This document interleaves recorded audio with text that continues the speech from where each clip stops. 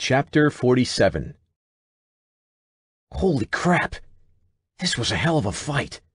Glenn gazed in wonder as Jamie finished drawing out the final section of the map, sprinkling a few last tokens into place to represent fallen warriors. If we'd kept pace with everyone else, would we have been part of it? No way, Mitch said, answering before Jamie had even the barest of chances. This is just flavor, meant to intimidate us. Do you know how much work the creators would have had to put in to make all the NPCs for a battle this big? They'd have never done all that just for one small section of the journey up the mountain. Jamie carefully slid the last token in place and returned to her seat. There's no way to know what would have happened here. You took the path that you took, and what might have been is forever lost. All your characters know is that whatever happened here, it came with a heavy toll of life. I think you mean left a huge amount of corpses for looting. Terry's eyes were shining with excitement as he reached for his dice, visions of magical items and stacks of gold no doubt already dancing in his mind. The joy was short-lived as Mitch delivered a quick, potent punch to his friend's shoulder. Don't be an idiot. You really think it's going to be that easy? I guarantee everyone we search is going to have nothing but junk on them. Jamie will say the survivors already looted the corpses for everything worth taking. Is that not what you would do, if one of your own fell in battle? Jamie asked, neither confirming nor denying Mitch's assumption. Yeah, we get it. The module strives to be realistic. Fucking hell. Mitch shoved his chair roughly back along the cheap carpet and rose to his feet. I'm going to take a piss. You two get all the pointless searching out of your system before I'm done, and then we move on. The good thing about these corpses all being looted is that when we do find some wiped parties farther up the mountain, they'll have all the great shit on them. Mitch made his way through the empty store, something he now took entirely for granted, and walked into the restroom. Rather than go for the toilet, however, he turned on the sink, running cold water over his hands and splashing it gently against his face. There was no real reason for the discomfort, nothing he could specifically point to. It was just a hunch, a feeling, a sense of familiarity.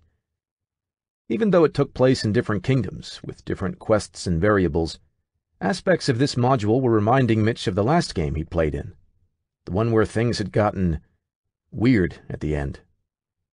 Maybe it was the level of detail or the dedication to keeping things as real as possible in the game world. Maybe it was the way Jamie just sat there, unbothered by everything they tried and constantly smiling. All Mitch knew was that this felt off in an uncomfortably familiar way. He shoved the thought from his mind, focusing instead on the biological task at hand. It was just a game, after all. They'd been playing the module for weeks, and nothing remotely strange had happened. The final challenge was bound to stir up some feeling similar to what had come before, but that didn't mean it would lead to the same ending. Mitch was a veteran player, damn it. He made GMs cry and NPCs shit their pants in fear. There was no way he was going to back down now. His party was making it up this mountain. They were going to loot everything down to the last copper on their way. Bullock's tale was a simple one, yet it rang far too familiar for most of the group. Rathgan had indeed begun stealing the caravans of merchants, just as they'd been told. However, it was not quite the opening salvo of war they'd been led to believe it was. Evidently, this happened from time to time during the span of the treaty. The kingdom had grown a bit slack with their tributes, and he wanted to remind them what life would be like without their truce. It was in one of these first caravans that they discovered the artifact. Although Bullock hadn't been there in person, the other dragons still whispered of the way Rathgan's eyes were drawn to the strangely shaped crystal. He'd taken it to his private chamber and then refused to leave for several days. When he did emerge, Rathgan was changed. No longer was he the wise, albeit headstrong leader the other dragons had known. Now, he possessed an edge of madness to him and spoke of impossible things, beings beyond the veil of their reality. And he was angry about it. Furious, really. What had begun as a simple diplomatic gamble had quickly escalated. Rathgan refused to allow another merchant or caravan to pass through his territory unassaulted. After every raid, he would carefully pick through the goods they'd taken, always searching for another artifact like the first he'd acquired. He cared for nothing else, allowing the other dragons to divide the gold, jewels, and magical items equally amongst themselves. That alone spoke to how far gone he was. A dragon losing their taste for gold meant something was truly wrong. From there, things grew only worse, Bullock said. They'd taken shelter in a mountainside cave some distance from where the ledge had slowed them. It was big enough to fit the half-healing hatchling, but barely. Thistle had only healed Bullock out of life-threatening danger, whether due to caution or limits was undetermined. If the dragon minded, he didn't say so. This seemed to fulfill their bargain by his standards. Rathgan grew angrier the longer we came up empty. He became convinced the kingdom had more like what he'd found and ordered us to begin raiding the nearby villages, searching for them. Even if we came up empty, he wanted to make enough noise to draw out Alcatham's royalty. Once they sent a messenger, he was able to demand every piece of the artifact they had. Either they have none or are unwilling to surrender them, because instead of turning more pieces over, they seem to have organized all these adventurers against us. Well, that does explain why the kingdom knew about the general appearance of the bridge, but not what it did, Thistle said. He'd sat patiently, listening to the tale, absorbing every detail into that strange mind of his. They were going off Rathgan's own description when he demanded more of them. The bridge. You called the artifact that before, Bullock noted. Tell me what you know of this cursed item, and why it has corrupted the head of my nest. There was a brief moment where a few cautionary looks were exchanged, but no one actually voiced dissent at the idea. They knew precious little as it was, and Bullock had certainly held up his end of the bargain so far. It would be in poor taste, not to mention risky, to suddenly start dealing with the dragon in bad faith. What we know is scarce. Thistle's words were short as he visibly pondered how best to explain this to Bullock. Even the name we use, the bridge, was taken from a mage we met who'd already discovered a piece. We do know that these pieces are unlike any other kind of magic out there. In fact, they are undetectable by magic, save for when they are in use. The bridge has all manner of strange abilities, but the most frequent of which is that it seems to show certain wielders more of our world than we can normally see. And the beings reaching in, impacting our world. Rathgan is not the first to see them. It also weakens the barrier between the planes, Eric added. We had to deal with a lot of demons last time one of these was found because the wizard was using it to constantly repel invading adventurers. Do you know if Rathgan uses his piece often? Bullock shook his head, wincing slightly at the lingering pain in his neck. Those closest to him whisper that he stares into it often, only touching it for brief amounts of time. They say he fears that holding it for too long would drive him to insanity. He cannot see how far down the path he's already traveled. He's right. Grumpf held out his right hand, the one he'd used to clutch a piece of the bridge for a brief moment in Aldrin's lair. It shows too much. Fills your mind. Tears away everything else. It will drive anyone mad, eventually. Is that really how it felt for you? Eric was hunkered down near the back of the cave, watching intently as the conversation unfolded. I wonder. Maybe it affects magic users differently than people like me, because I never got that sense of losing myself. In fact, holding the bridge felt, well, good, if I'm honest. Like I was connecting to something I'd always felt but had never been able to touch. Perhaps those who wield magic are the only ones aware enough to recognize their slipping minds, Bullock suggested. It is the most logical explanation. Everyone else noticed that while Thistle's words seemed like agreement, they actually weren't. He was merely conceding that Bullock's point made the most sense, not that he believed it to be right. And I can imagine that even one with magic as powerful as an ancient dragon would eventually fall under its sway. Bullock let out a snort that warmed the air around them. The noise that followed seemed deep and rough, almost like a growl working its way forth. Several hands twitched a hair closer to their weapons before it became clear that Bullock hadn't taken offense from Thistle's comment. He was laughing at it. Rathgan is far from an ancient dragon. Their kind do not often associate with the younger. He is an elder dragon, strong, wise, and powerful, yes, but with millennia of aging and learning left before he claims the title of ancient. Forgive my mistake. The way Rathgan's power was described to us, I simply took it for granted that he was an ancient, Thistle said, bowing his head in apology. No offense taken. You creatures have a diluted scale of what is powerful. It's no wonder you'd imagine one like Rathgan to be at its very top. Bulek rose slightly from his resting position, craning his neck outside the front of the cave entrance. I must leave soon. If I do not return, my nestmates will think me killed and come searching. Not all will agree with the bargain we've struck today. They see the only good adventurer as a dead one. There are many adventurers who feel the same way about dragons, Grump said. Perhaps they are both wrong. How well we uphold our ends of the bargain shall serve as proof either way. Bulek glanced back to Thistle, and the small stack of freshly written parchment by Thistle's feet. You have the directions for how to proceed from here. The way is filled with traps, although I think I correctly recalled all of them when giving warning. I cannot promise you will meet no opposition, but that is the path with the least chance of encountering another dragon. Should you meet one, even if I am there, you understand that I can offer you no aid, correct? Aye, Thistle nodded gravely. Just as you understand that we cannot allow ourselves to be killed, and will fight back if needed, correct? Bulek hesitated for several seconds before finally dipping his snout down into a nod. Wound rather than kill, if you can.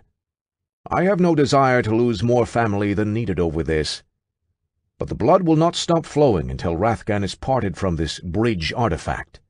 So do what you must to see the goal accomplished. The directions will lead you to his chamber. Once there, you are on your own.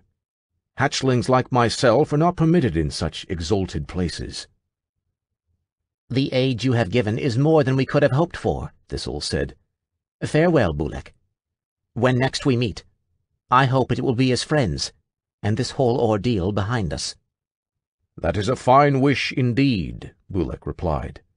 He slithered his way out of the cave, then poked his head back in briefly. Stay here for the night if you can. Our vision is keen, even in starlight, and there will be more dragons patrolling, hunting for easy prey in the darkness. Rest up, regain your strength. You'll need it for tomorrow's journey. Then he was gone. Only the sound of wings flapping betrayed that Bulek had ever been there at all. A sigh of relief seemed to trickle out of the party as a whole at Bulek's exit. Although he'd never made a move to betray their truce, it was hard to be at ease with the dragon crammed into a cave with them. Thistle rummaged around in his pack until he found an enchanted headband, then took it and the pages to the back corner of the cave. Studying? Eric asked. Memorizing, Thistle corrected. Our instructions are made of paper, and we're dealing with dragons that breathe fire. Better to have these stored in our minds than our packs, just in case. Good point. Eric dug around in his satchel and pulled out a headband of his own. Let me know when you're done, and I'll do my best to memorize them as well.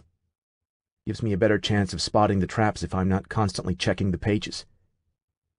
Am I the only one wondering just how smart it is to trust a dragon's instructions? Gabrielle asked. Yeah, he didn't try to kill us. But that doesn't mean he really gave us a straight path to Rathgan's chamber. You're quite right, Gabrielle. There is no proof that these pages won't lead us to certain death. Thistle's eyes never stopped skimming as he spoke, taking in the carefully written notes he'd jotted down less than an hour before. However, the point is an irrelevant one. The fight with Bulek proved that we are, at our best, barely a match for a hatchling dragon. Should we continue bumbling about, it will only be a matter of time before we meet another and perish. There is at least a chance that Bulek genuinely wants us to reach Rathgan's chamber. That presents far better odds than what we had before, so we must seize the chance. A soft chuckle echoed through the cave. All eyes turned to Eric, who was just finishing the process of snapping his enchanted headwear in place. Sorry, what Thistle just said made me laugh. That we barely beat a dragon hatchling made me think back when I was the worst guard in the mayor's house. I wonder what everyone in Maplebark would say if they knew we held our own against a freaking dragon. Somehow, I think my parents would be more shocked and aghast than impressed. Gabrielle slid into a corner of the cave, far-off eyes fixed on a homeland she could no longer visit. Still wish I could see their faces, though. The road of life is a long one, and you'd be surprised how many once-thought-lost paths will loop around and cross back further down the line, Thistle told her. The key is living long enough to see those moments, which is why I suggest everyone take Bulek's advice and get some rest. Whatever awaits us tomorrow, we want to be in top shape to deal with it. Everyone settled in after that, pulling out food and water from the magical implements Alora had made them purchase. Their minds were not on the task at hand, however. Some were thinking of a small town back in Solium, while others were wondering what trials awaited them come sunrise. And one mind was pondering why it seemed to be the sole consciousness to have come in contact with the bridge and not been dragged into insanity by its power. Chapter 48. The going was slow and steady. Any sound, even the slightest noise, would cause everyone to fall silent. Camnarael had wrapped 2 bedrolls around himself, which was all he could do to muffle the sounds of his armor as they made their way up the path they'd chosen. Sometimes, the sounds they heard were claws on stone, dead giveaways that a dragon was nearby. Other times they would hear screaming and know that another group of adventurers had met an unkind fate. Occasionally, there would be heavy noises, thuds and thunks, and the cracking of rocks. Usually, those were also followed by more screaming, and served as an excellent reminder to the group that they needed to stay wary of traps. Eventually, the tunnel led back to the outside of the mountain, joining with several others and reuniting the party with more adventurers. It was a short-lived reunion, as less than an hour later they came to another split in the path. Only one of these returned to the interior of the mountain. The rest were different routes to climb higher on its surface. As Wimberly pointed out, they might as well have marked the options as trap versus battle, since a lone tunnel leading inward was almost certainly secured to the high heavens. Another party, one with 2 rogues, took that option. For Camnarael, Gelthorn, Wimberly, and Shalara, there was never any debate. Dragons they could outrun, or, failing that, perhaps outfight, but one well-timed trap could do them all in, since they lacked a rogue.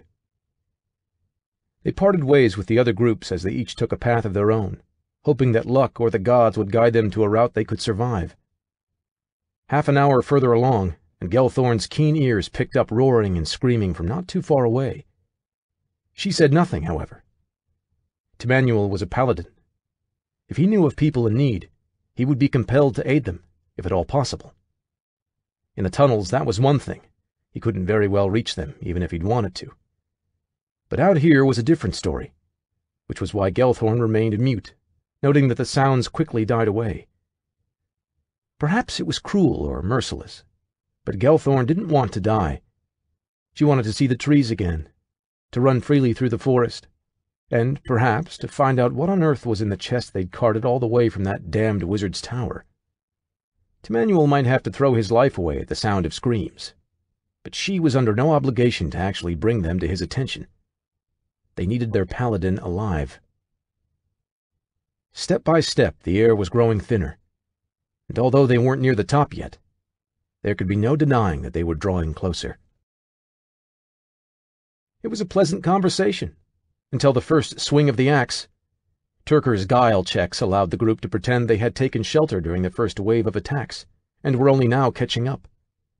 Given that the party they were lying to had just backtracked to the giant cavern to rest after getting caught in a series of traps, the excuse seemed absolutely plausible. During the talk, Mittnin was able to learn a lot about what had transpired so far.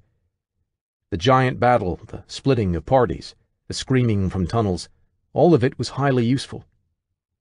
The tidbit he was especially thankful to glean was which tunnel this group had gone down, as it was the one with all the traps already deployed. It was that information which convinced Mittnin the conversation was over. He gave a covert signal to the others and then quickly grabbed his axe. The fight, if one could even call it that, was brief. Strong as the other party might have been, given even ground, they were heavily wounded and caught off guard. Turker's daggers danced, Mittnin's axe split the air, and Glezadel called down burning fire. Before they'd even fully managed to get to their feet, half of the other party was dead, and not long after that, The remaining pair was picked off. That done, Mitten's group began carefully looting the corpses of their fallen foes, sorting through the gold and the mundane and magical items. Glezidel would have to burn a fair bit of mana identifying the magical ones, but it was a cost well worth paying. It was always smart to know exactly what an item did before using it. The last thing they needed at this point was to don something cursed. When the sorting was done and the equipment doled out by need, greed would come later when they sold things off. Mitten pointed to the tunnel that the other party had come from and ordered Turker to take the lead. There was always the chance that a few traps had not yet been sprung, after all. Better to put the rogue up front, just in case. If he spotted the waiting obstacles, he could disarm them. Or, if he missed them, he'd pay for such failures with his health points. Either way, the odds of Mitten taking damage were minimal. The barbarian grinned as they made their way into the tunnel, heading farther up the mountain. If the adventurers were already splitting up and taking damage, that would make the rest of their trip much easier. Clearly, luck was on their side. And got it! Elora cut the final rope, causing an enormous landslide of boulders to come crashing down 40 feet ahead of them. Had they kept walking without her help, the landslide easily might have knocked them down the mountain. Even if it didn't kill Agrit and Everett, Elora felt certain it would have cost them half a day or more of progress. Not that it would have mattered to her. Getting caught in a giant landslide of boulders would certainly have turned her into pulped rogue. "Look at that, finally earning your share of the gold," Agrit muttered, impatiently tapping his foot as he waited for the rocks to stop falling. "Couldn't you have just stopped it from springing? We've effectively announced our presence to every dragon on this side of the mountain," Everett complained. Elora debated telling him to sit on a dagger, then swallowed her annoyance and slapped on a fake smile. They were so close to the top there was no way she was risking pissing them off and having to fight for her share of the treasure. What the dragons almost certainly think they heard was a group of adventurers getting killed by a rock slide. At most, they'll send a sentry or two to investigate, and we can hide out while they pass over. Couldn't be easier." The knight stared down the brim of his slim nose at her. "I don't cower in the shadows from mere sentries. If they come, we will dispatch them. It's as simple as that." "Judging by the air and our location, I'd say we're perhaps another half-day's journey from reaching the top at best," Agrit said. "It might be wise to conserve our mana and strength until we reach Rathgan. One imagines that he will present at least something of a challenge." Everett considered the point. The knight was so dumb Elora could practically see the wheels turning slowly in his mind. "Very well. We shall allow the rogue to hide us if anything bigger than a hatchling appears. Otherwise, we deal with it." "It's your call on the fighting. I'm just here to deal with traps." Elora watched patiently as the deluge of rocks slowed to a stream, then a trickle, and finally died off entirely. Part of her was tempted to call it a day. Egret and Everett had already found and raided the nests of several lesser dragons during their journey up. Right now, she had more than enough gold to justify the outing. Heck, she might even let herself take a vacation when all was said and done. She didn't need to keep pressing on with these assholes. As soon as they turned their backs, she could slip into the shadows and vanish.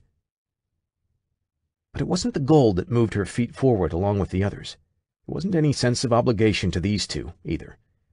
She wouldn't mind watching Rathgan turn them into bloody chunks. The truth was, Elora was still dealing with these two solely because she wanted to reach the top of the mountain and see if her student made it there as well. Given the rough fights she'd witnessed, Elora couldn't honestly give Eric and his friends very good odds. But those five had a habit of surprising her. Hopefully, this would be one of those times.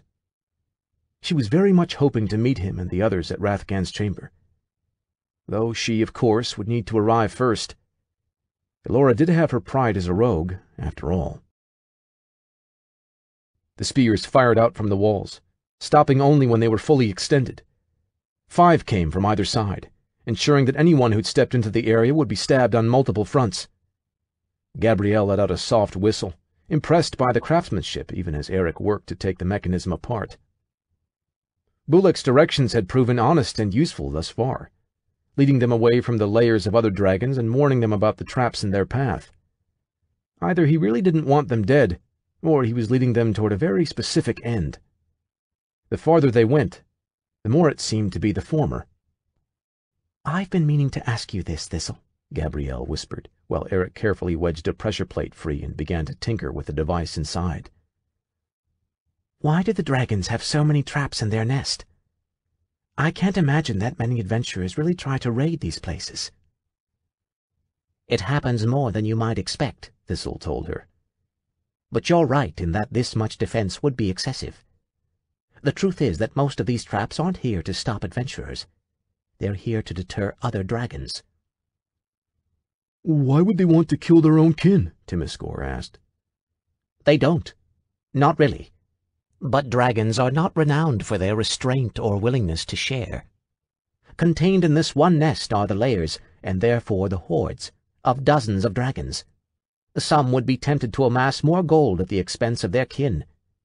These traps are here to discourage such thievery. Brutal and deadly though they might be to us, few would do lasting harm to another dragon."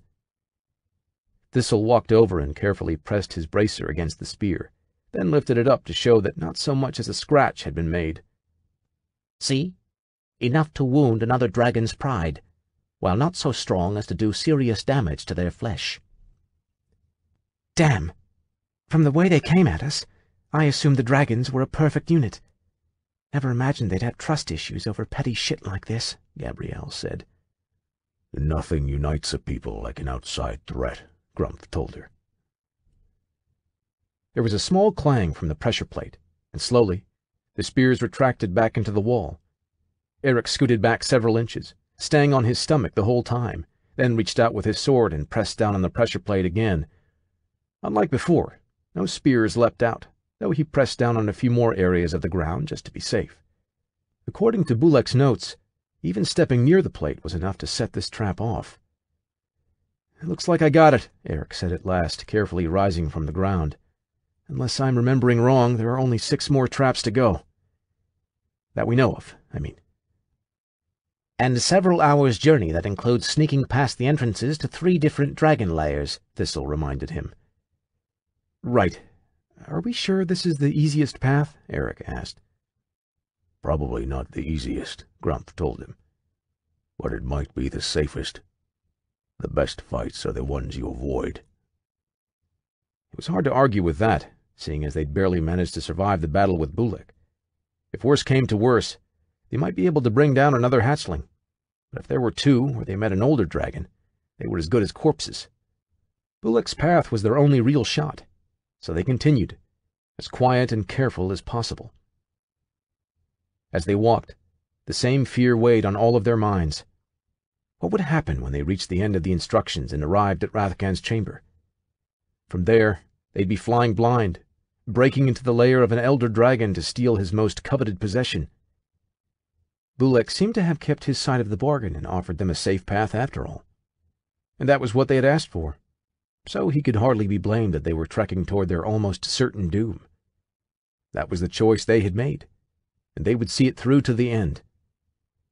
Whether that meant their end or just that of the quest would only be seen when they reached the elder dragon's lair. Chapter 49. "Everyone have what they need? Sodas, chips? I assume Sherry has a flask tucked away somewhere. Go to the bathroom now if you have to. Obviously, you can take a break during the game if needed. I'd just like to keep this moving as seamlessly as we can once it starts." Russell looked out at the excited yet nervous faces of his players. He didn't blame them for the mixed emotions. They'd worked their butts off to make it up this mountain. What came next was guaranteed to be dangerous, but also had the potential to be incredibly rewarding. The horde of an elder dragon was going to be nuts, even if they did end up splitting it with however many other adventurers the module said made it this far. There would have to be some, otherwise this fight was impossible. And the module had been good about keeping things challenging but fair. Every trap was detectable. Every battle was winnable. Not easily, perhaps, but it could be done. And his players had accomplished it. They'd clawed their way along the paths. All that remained was to tackle Rathgan's chamber. I would, as the GM, also like to remind you all that if you trek back down the mountain now, you can use the coin to head back to town, Russell added. You all got some decent gold in the giant fight, and you found that small cache of treasure on the way up. If you bail now, you can definitely still call this quest a success." "Can't do it," Tim replied. "Paladins don't run." "And we don't leave our friends behind," Sherry added. "Wimberley is excited to gather data on an elder dragon," Bert said. "Gelthorn, too, would not desert her friends. Plus, she'd like to get enough gold to buy her own forest." Everyone turned to Alexis, whose voice immediately quieted as she shrugged her shoulders. "What? She knows how gold works, and she's got some really solid ideas for her own land." "Just surprised and a little impressed, that's all," Sherry told her. "Anyway, that's a consensus, little brother. Crack that book and tell us what comes next." Russell didn't need any more encouragement than that. He opened the module tenderly, flipping past the broken seal to the final section, Rathgan's lair. Your tunnel emerges into a modest cavern, where the sound of whispering voices bounces off the walls. Mitch was surprised to see a small cooler set off to the side of the table, sodas already peeking out from the half-open top. In the center of the table were several sandwiches, along with a few bags of brand-name chips. Glenn was on those before anyone had a chance to speak, and Terry helped himself to a soda. Moments after they'd settled in, Jamie came out of the back, module in hand. She never left that thing lying about, no doubt thinking they'd flip through it and try to cheat. The fact that she was right didn't lessen Mitch's annoyance with the habit. "Good, you found the refreshments," Jamie said. Rather than taking her seat, she walked over to the front door. With a quick twist, she locked it, then flipped the small sign that hung against the glass to the closed side. "This is the big battle. We don't want to be disturbed. Can't risk customers coming in and messing up the ambiance." The risk of that seemed low, since none of them had ever witnessed a single customer enter the shop in their time playing with Jamie. It was the sort of thing they'd have happily brought up, but she'd brought snacks, and no one was inclined to risk those being taken away. "Anyone who needs to pee, knock it out now," she instructed. "I glanced ahead, and this is a pretty high-stakes fight. You're not going to want to miss any of it." "Maybe you're forgetting, but we're not going to participate in the fight," Mitch told her. "We've been picking off stragglers all the way up this mountain. We sure as shit aren't changing strategies now. If it looks like the other adventurers will win, we'll rush in at the last minute to claim a share of the loot and experience. If they lose, we'll search their bodies when the dragon is distracted." "And if you're the only ones who make it to the top of the mountain?" Jamie asked. "Then we'll head back down," Mitch replied. "No way we're going to try and fuck with a real dragon on our own. We made a lot on this quest. Can't spend it if we die." "I suppose you have a point." Jamie settled into her usual spot, propping up the screen in front of her and flashing the same unwavering smile she always wore at them. "I'm still going to ask that anyone with business to do knocks it out now, though. Wouldn't want to wreck the ambiance once things get rolling." Glenn had finished stuffing the first sandwich in his face, then hauled himself up from the table and headed toward the restroom in the back. "Wash your hands," Jamie called as the door shut. Mitch took a handful of chips and leaned back, looking over his sheet once more. 1,000 gold and a half-dozen magical items between them. Not bad for a grand quest. Not bad, but not exceptional either. He hoped they got the chance to scavenge more, to really load their characters down with loot. After what happened in that last game with Russell, Mitch wanted to completely own this one. And he'd do it too, by playing smart, careful, and above all else, ruthless. Even if Mitten was the sole survivor of the party, he'd make it down that mountain, no matter what.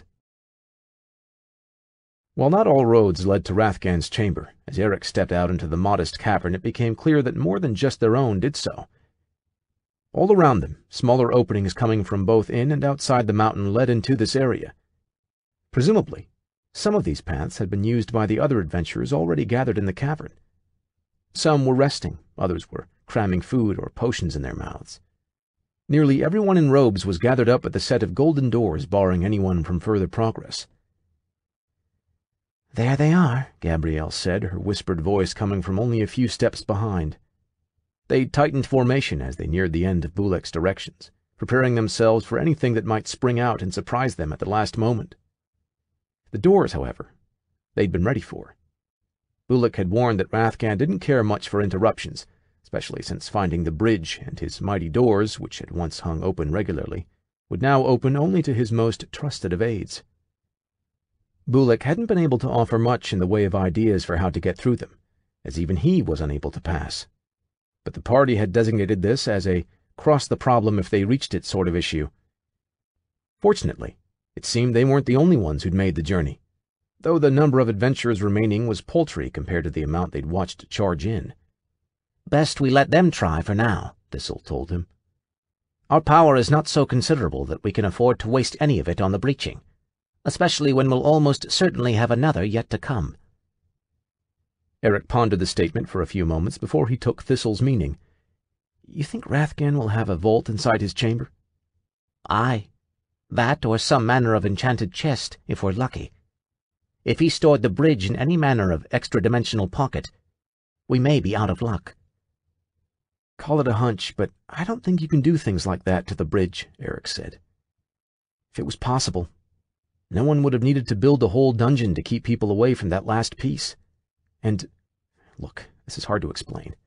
It's just that, when I think back to holding a piece of it, there's a part of me that understands that something like that can't be tucked away like a sack of gold. There's no pocket dimension that could contain it."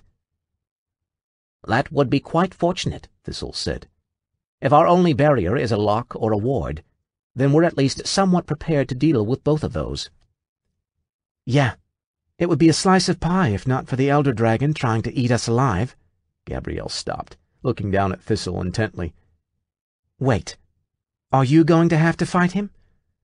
I'm still unsure on what this whole paladin obligation entails, but angry dragon trying to kill people seems like the sort of thing you might have to step in on, whether you can make a difference or not." "That is a fair question, and the honest answer is that I'm not sure," Thistle replied. "I genuinely believe that the best way to stop Rathgan is to steal the bridge piece from his possession and get it far away from him. Hopefully, over time, his senses will return. Whether Grumble agrees with that plan or not remains to be seen. The fact that I've prayed and talked about our strategy without getting stuck to the floor is a good sign, however." "It's an unconventional manner for stopping an evil dragon," Timiskor remarked.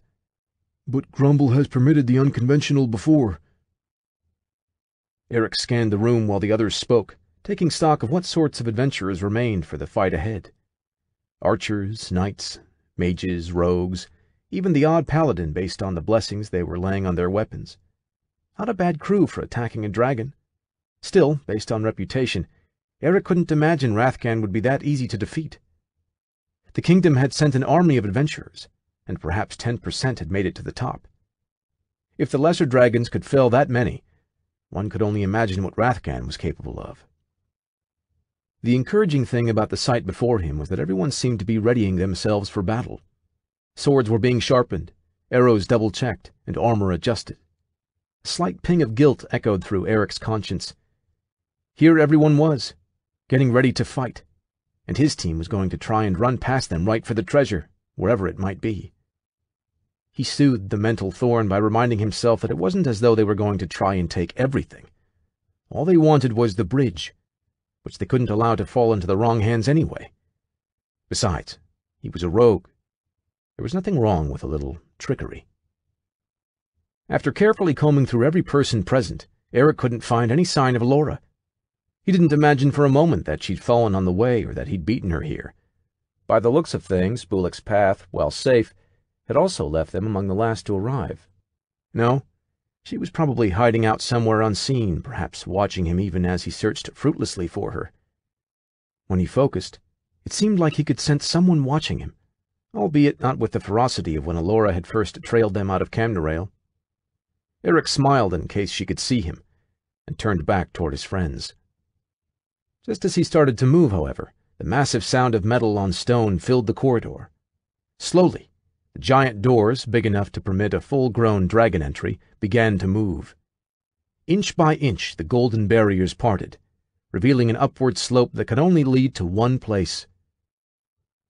"They got through the doors?" Timiskor said. No. Eric could see the bewilderment on the faces of the mages as they scrambled back to their respective parties and rapidly brought everyone they could up to speed. They're as surprised as the rest of us. I think Rathgan opened those doors himself. As a challenge, maybe? Perhaps. Thistle carefully checked his daggers and adjusted his sheaths. Or perhaps he simply preferred to have the battle come when he was ready. We're fighting on his terms now, not ours. It's the lair of a giant dragon at the top of a mountain we had to fight and sneak our way up, Gabrielle said, pulling her axe free from its place against her back. It was always going to be a fight on his terms. Aye. Thistle looked at the others, who were all taking out their respective weapons, just as every other adventurer in the room was. We're all clear on the plan, right? Find the horde, get the bridge, and flee as quickly as possible. Eric and Gabrielle are the best chance we have at getting past any barriers, be they mundane or magical. So the rest of us will focus on protecting them while we search for Rathgan's treasure. Still not sure how I feel about that part, Gabrielle muttered darkly. I can protect myself. Leave your pride here, Grumph told her. Once we're in there, we work together to survive. Everyone has their role. Yeah, I'll do it. I just don't have to like it. Near the front of the cavern, the adventurers were grouping together into a massive crowd. Once they made the initial charge, they'd splinter. Otherwise, they'd be wide open to a fire breath attack. Everyone had learned that lesson from the first charge. There was surprisingly little discussion going on, perhaps because there wasn't much to say. They were about to run into the lair of an elder dragon. No amount of planning would hold up to whatever was waiting inside. The best strategy was to stay loose, adapt to the challenges as they presented themselves, and try very hard not to die. Let's hang a bit to the back, Eric said. Since we're not planning to fight, we don't need to try and catch him off guard. Better to let the battle start and then try to scout. Hang back. Don't lead the charge. Avoid the battle. You all really know how to take the fun out of fighting a dragon. Gabrielle reached over and smacked Eric once on the back, sending him stumbling slightly forward. He still wasn't accustomed to that enchanted strength of hers yet. Relax, Eric. You look tense. I mean, I get why, but you're at your best when you're fluid. And we need everyone at their best for this.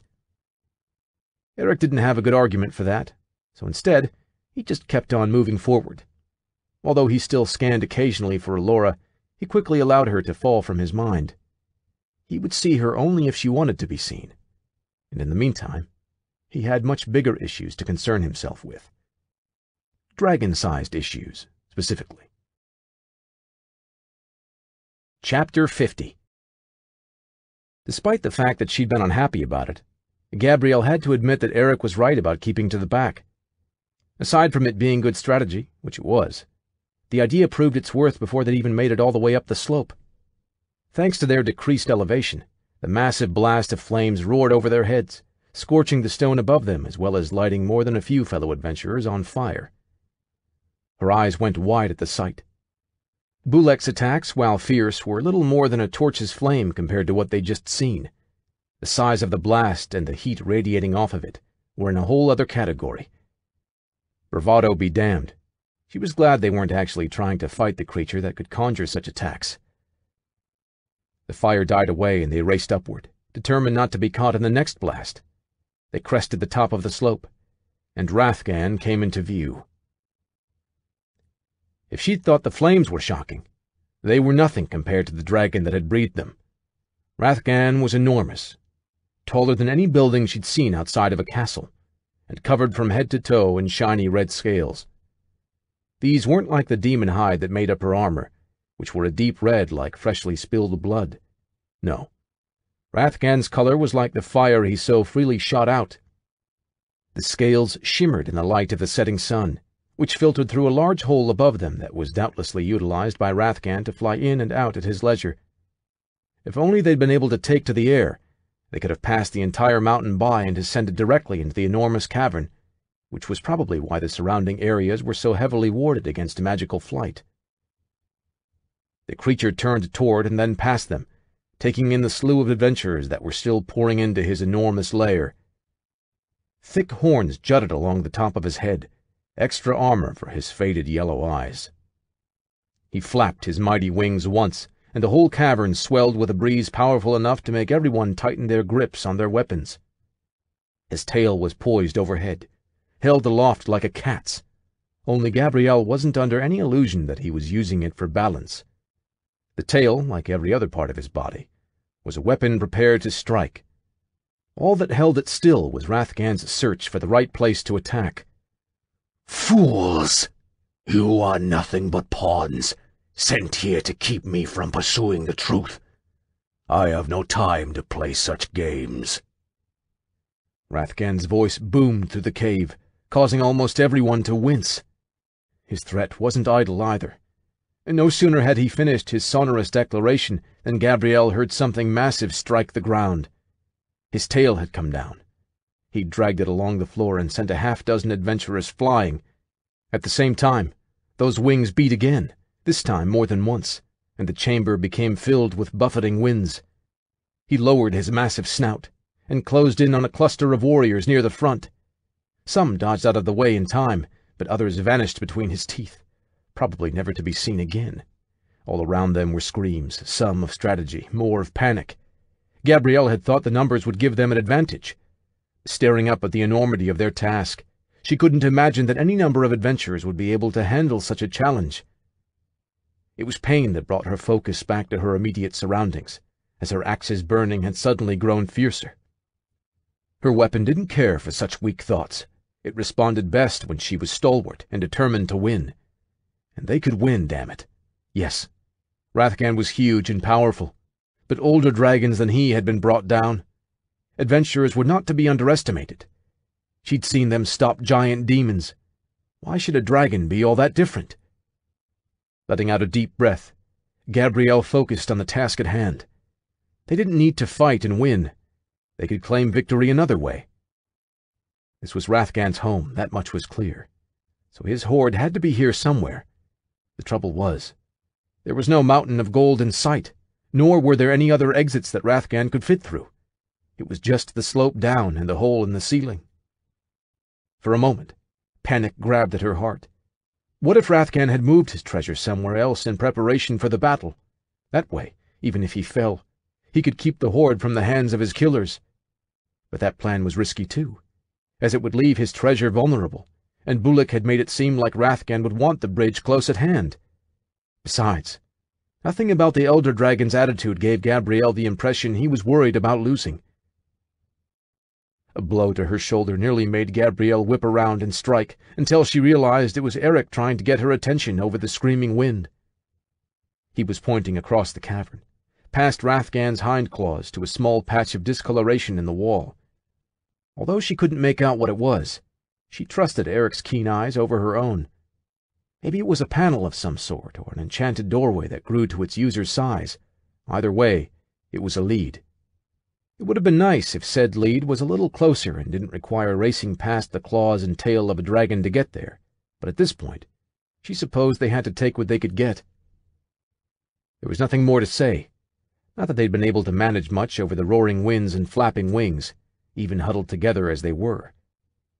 Timiscore raised his shield and took the lead, with Grumph and Thistle to the sides, pinning her and Eric in as best they could, given their gnome paladin stature. The rear was left open in case they had to dart back. No one wanted them to get trapped by their own defenses. With the formation set, they started forward quickly and carefully. Their approach was wide to avoid the strikes coming at the adventurers who were slashing at Rathgan's hindquarters. Few eyes looked their way. Most were far too focused on the task at hand. From her vantage point, Gabrielle noticed that as Rathgan's neck rose, his snout came peeking into view over his shoulders. He was lifting his head, probably to send out another blast of fire. Gabrielle felt a sliver of relief that they were on the other side for this round. However, that died away as Grumph stiffened next to her. The half-orc was staring over at the dragon's snout. The beast seemed to be speaking rather than breathing deeply, now that Gabrielle paid more attention. She knew then, even before Grumph managed to project his deep boom of a voice over the sound of the wind. It was one of the most powerful aspects to dragons, and somehow she'd let it slip her mind. But as she watched, noting the sudden change in the color of the sky overhead, there could be no other explanation. Dragons were magic users too, after all. "Casting!" Grumph managed to scream the warning to his friends and perhaps a few nearby adventurers whom luck and the wind favored. He'd barely gotten the word out before the first bolt came crashing down, striking a knight wielding a massive lance. The adventurer glowed brightly in the crackling shine of the lightning, and when it cleared, he was on the ground, smoke rising from his charred flesh. Gabrielle chanced a single look at the sky, taking in the sunset that was all but completely obscured by the billowing black clouds that had formed from nowhere. Rathgan had summoned a lightning storm upon them, and suddenly, the screams of the wind were nothing compared to the claps of thunder that came booming out moments after more bolts struck. They were running before a word was even said. Strategy was well and good in its place, but now speed was their dearest ally. They had to find the treasury, or, barring that, some place to take cover. Because even as lightning rained down, Rathgan continued his assault.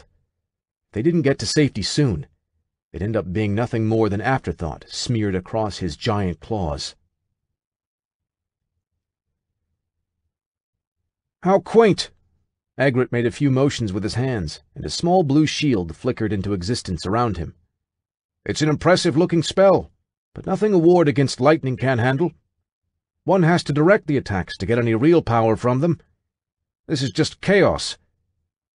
It didn't escape Alora's notice that Agrit didn't offer to cast one of those wards on her, but then again, he didn't cast on Everett either, so at least he wasn't playing favorites. He was just a dick. That said, Agrit did have a point. One of Rathgan's actual attacks would be dangerous. The lightning was simply firing off haphazardly, making the battlefield a little more hectic. She could easily dodge a stray bolt. It just required keeping an eye on the clouds. Rathgan was a smart dragon, not that she was surprised, given his age. He was keeping the adventurers off balance, preventing them from getting a chance to regroup or coordinate their efforts. Neutralizing their advantage of numbers was key to his survival, and Rathgan clearly knew it. Everett and Agrit had both insisted on keeping to the rear, a strategy that had suited Alora just fine. They were doing it to let the initial battlefield chaos wash away and get their bearings on the best method of attack. Meanwhile, she just really didn't want to die. Plus, it had allowed her to tail Eric and the others, even as he tried to spot her. The kid was good, but he still had a ways to go, and she wanted to remind him of that every chance she got. It had been heartening to see Eric and his friends take the wise path of not rushing in. She didn't particularly like the idea of any of them being roasted alive.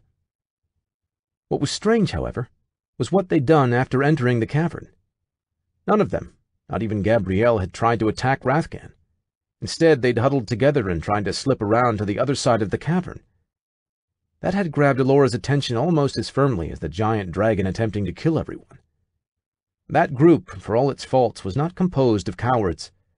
What's more, they had a paladin with them, one who was actively ignoring people in need.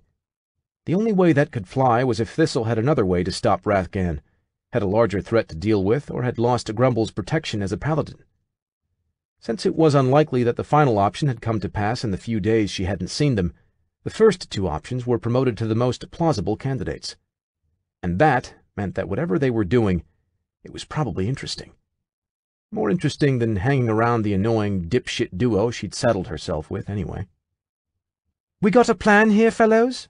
Or are we just going to sit around and watch him pick off the fodder?" Alora asked. "The plan is simple," Everett said.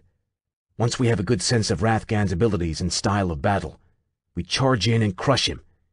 It's the same tactic all the smarter fighters are using." He wasn't wrong. There were several other groups hanging to the fringes, easily repelling whatever stray attacks came their way as they had prepared their strategies. What was happening now was the first swing of a sword, nothing more. Soon, the second phase of the battle would begin, and Rathgan would be pushed on the defensive. It should have been fascinating enough to still Alora's restless blood, yet she couldn't quit looking over to Eric and his friends, who were making a mad dash towards something. She squinted carefully and noticed that there was a patch of wall slightly off-color from the rest around it. As soon as her eyes fell on that, The choice was made. Seeing as literally every other layer we found had some traps, any objection to me taking a run around the place while we wait? Make sure Rathgan doesn't have anything ready to spring? Good idea, Egret said. You won't earn your keep in battle, so better do it now. Try not to die if possible. At least not until you've finished making sure the area is secure. You're all heart, you know that? Elora didn't bother hanging around any longer. She was already behind the others, and the last thing she wanted was for them to give her the slip. Interesting as the dragon battle was, her gut said that whatever they were chasing would be far more fun. Dangerous and deadly as well, that went without saying. Then again, those were necessary components for a rogue's idea of fun anyway. It was hard for anything to stand out amidst the chaos of blasting winds, an attacking dragon, and bolts of lightning raining down from the sky. Yet a half-orc holding a wizard staff was enough to catch Shalara's eye as the brute dashed past. What sensible mage stuck a blade in the top of their staff anyway? Had he looted it from a body thinking it was a club? His armor seemed more mage-appropriate than what a half-orc should have worn into a fight with a dragon, but perhaps budget had left him hamstrung. It was only because Shalara focused on the half-orc that her eyes caught the rest of his party. Some were more proper, like the dark-haired man in the leather armor who was clearly a rogue, but others were just as strange as their mage. A lean blonde woman in blood-red armor with a giant axe, a gnome dressed in plate armor somehow keeping pace with the others, and a boar, strike that, an armored boar whose protection matched that of a blonde man holding a shield and sword carefully in hand. There were a lot of adventurers at this fight, yet this group was peculiar enough to draw her attention. Had they kept running, it would have been a momentary blip in the battle, some fleeting distraction amidst the utter insanity unfolding around her. But they didn't keep going, nor did they turn and help with the assault on the dragon. Instead, they came to a halt at the wall of the cavern nearby. That was unexpected enough, but what added to the surprise was Shalara's realization that the area they'd approached was a slightly different color than the rest of the wall. How had she missed that? Well, because there was a giant fucking dragon trying to kill them all, and she hadn't paid much attention to the sides of the cavern, that was how. They, evidently, had been focusing on something very different. As the group gathered before the odd spot in the wall, Shalara motioned to her friends to move in closer. Whatever was happening, she wanted to see it, and perhaps determine if whatever the strange group had up their sleeve would bring her people some benefit. Maybe the dragon kept powerful weapons hidden nearby. That wouldn't be out of place for this sort of battle. Or maybe the dragon was a distraction, hiding a skillful mage out of sight. Whatever the truth was, she would make sure to bear witness. They weren't going to get caught off guard again. She already had a miniaturized chest squirreled away in a pouch on her belt as a reminder of what happened the last time they didn't pay attention to their surroundings. This time, things were going to be different. Chapter 51. They all came sliding to a stop, Timiskor lifting his shield overhead to try and give some cover from the lightning. This provided shelter from the relentless screaming of the wind as well, which was a welcome respite for their tired eardrums. Up close, the section of false wall was unmistakable, too clean and new to match the worn rock all around it. Eric let out a curse under his breath that few ears could perceive as he stared at the doorway. "This is something," Eric said, pressing his hand to the door and finding it unyielding. "But I can't be the only one wondering how it's supposed to help. There's no way Rathgan could fit through a door this size. A hatchling would probably get stuck trying to crack through." "Actually, I suspect that's the very reason it's so small." Thistle had been pondering what sort of safeguards Rathgan would employ against a nest of dragons. It hadn't occurred to him that the elder dragon would do something as simple as using the younger dragon's lack of manifested abilities against them. Dragons gain the magic of shape-changing as they grow older. Many have passed as humans or elves before to gather information on their enemies. It is a gift that comes with time, though, unlike breathing fire. I'd wager Rathgan made this passage so small because he's probably the only dragon here who can reduce his size, thus barring any of the others from trying to get in. Okay, so maybe the reason he waited to open the door is that he was putting this barrier in place. Eric was running his hands along the seam where false wall and true rock were joined. There was no give, regardless of how much he pressed, yet he wasn't deterred. He never needed to hide this from the others, but we'd all be able to enter since we're small. That would explain why it looks rushed. Plus, it means this thing is almost certainly made of magic. Gabrielle didn't need any more invitation than that. She twirled her axe once while Eric rapidly backed away. Carefully, she pressed the weapon against the false wall, wincing visibly as it made contact. Oh yeah, this is all magic. Strong magic, too. Thistle, be ready with the healing. Something tells me this one isn't going to be cheap. She reared back. There would be nothing gentle about the next time her axe and the barrier met. By the time the weapon was readied, her blonde hair had turned ink black, and the whites of her eyes seemed murky. Thistle felt something twinge inside of him in that moment. It wasn't evil. He'd gotten an unfortunately unforgettable taste of that fighting Calzadar's priest, and he would never mistake anything else for it. But it was dark. Pitch black, really. And old. Older than the armor wrapped around Thistle's body. Perhaps even older than the god he served. Then she swung, and the feeling was gone, as lost as a dream by mid-morning. Gabrielle's axe struck the barrier and held there for a moment, as if the magic were pushing it away. She grit her teeth and muttered something inaudible, and then the axe was moving again, ripping a large hole through the false wall. To anyone watching, it no doubt seemed as though Gabrielle had just chopped right through solid stone. Thistle found it somewhat humorous that, impressive as the feat seemed, it paled in comparison to what she'd actually accomplished. He pressed his hand to her arm before he even saw the blood, his magic repairing her body from the toll the axe had demanded.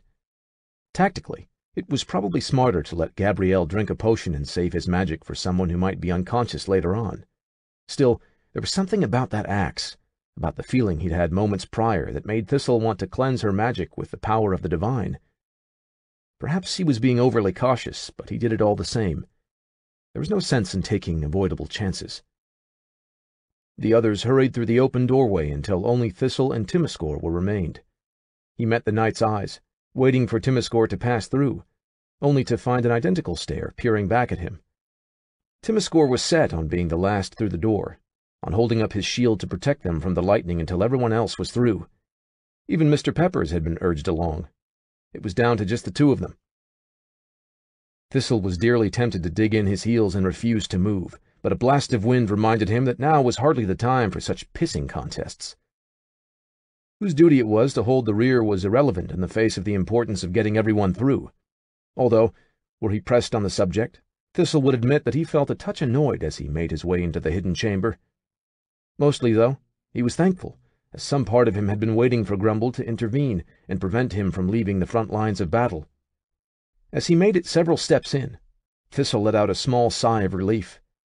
It seemed that their plan fell in line with serving the greater good, at least enough for Grumble not to pull the Paladin Code card on him. Seconds later, Timiscore was through as well, his shield dropped to guard their rear. Thistle turned to scold him on the refusal to move, but something far more interesting caught his eye.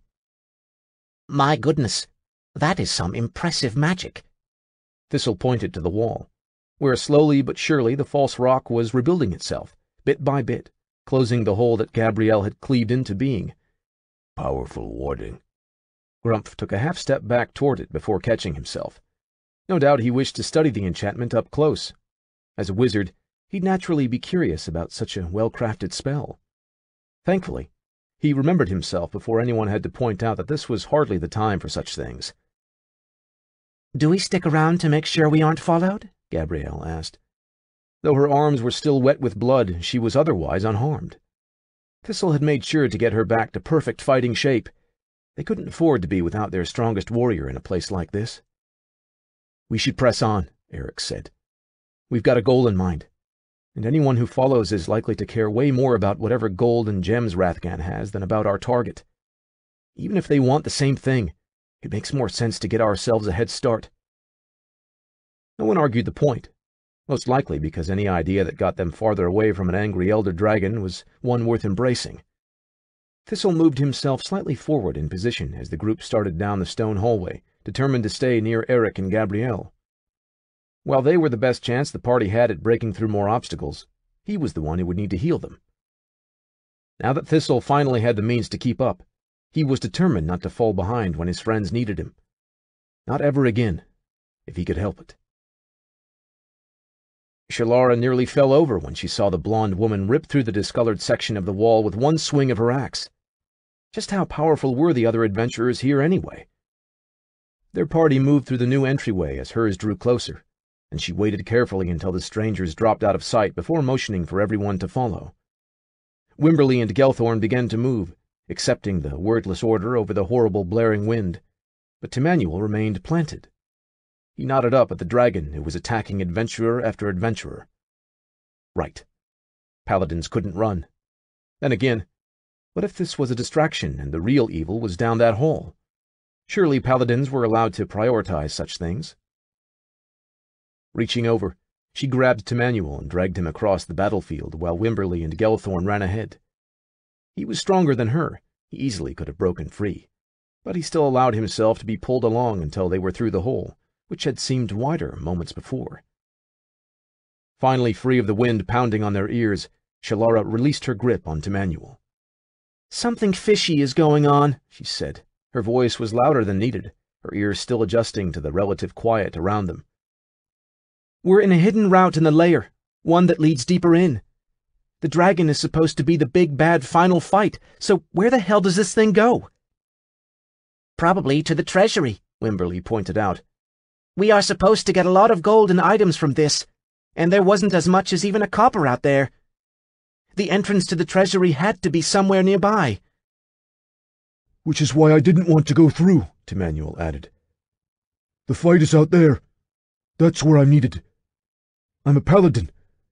I can't try to loot the goods before everyone else." He turned back toward the door, and Shalara's mind whirled as she tried to think of a reason for him to stay. Something told her this was the right path, but moving a paladin from his course was no small feat. She had to think of a way to convince him that the greater good could be served by leaving the fight. "What if there are weapons?" Shalara spat out the idea, knowing it was a long shot as she spoke.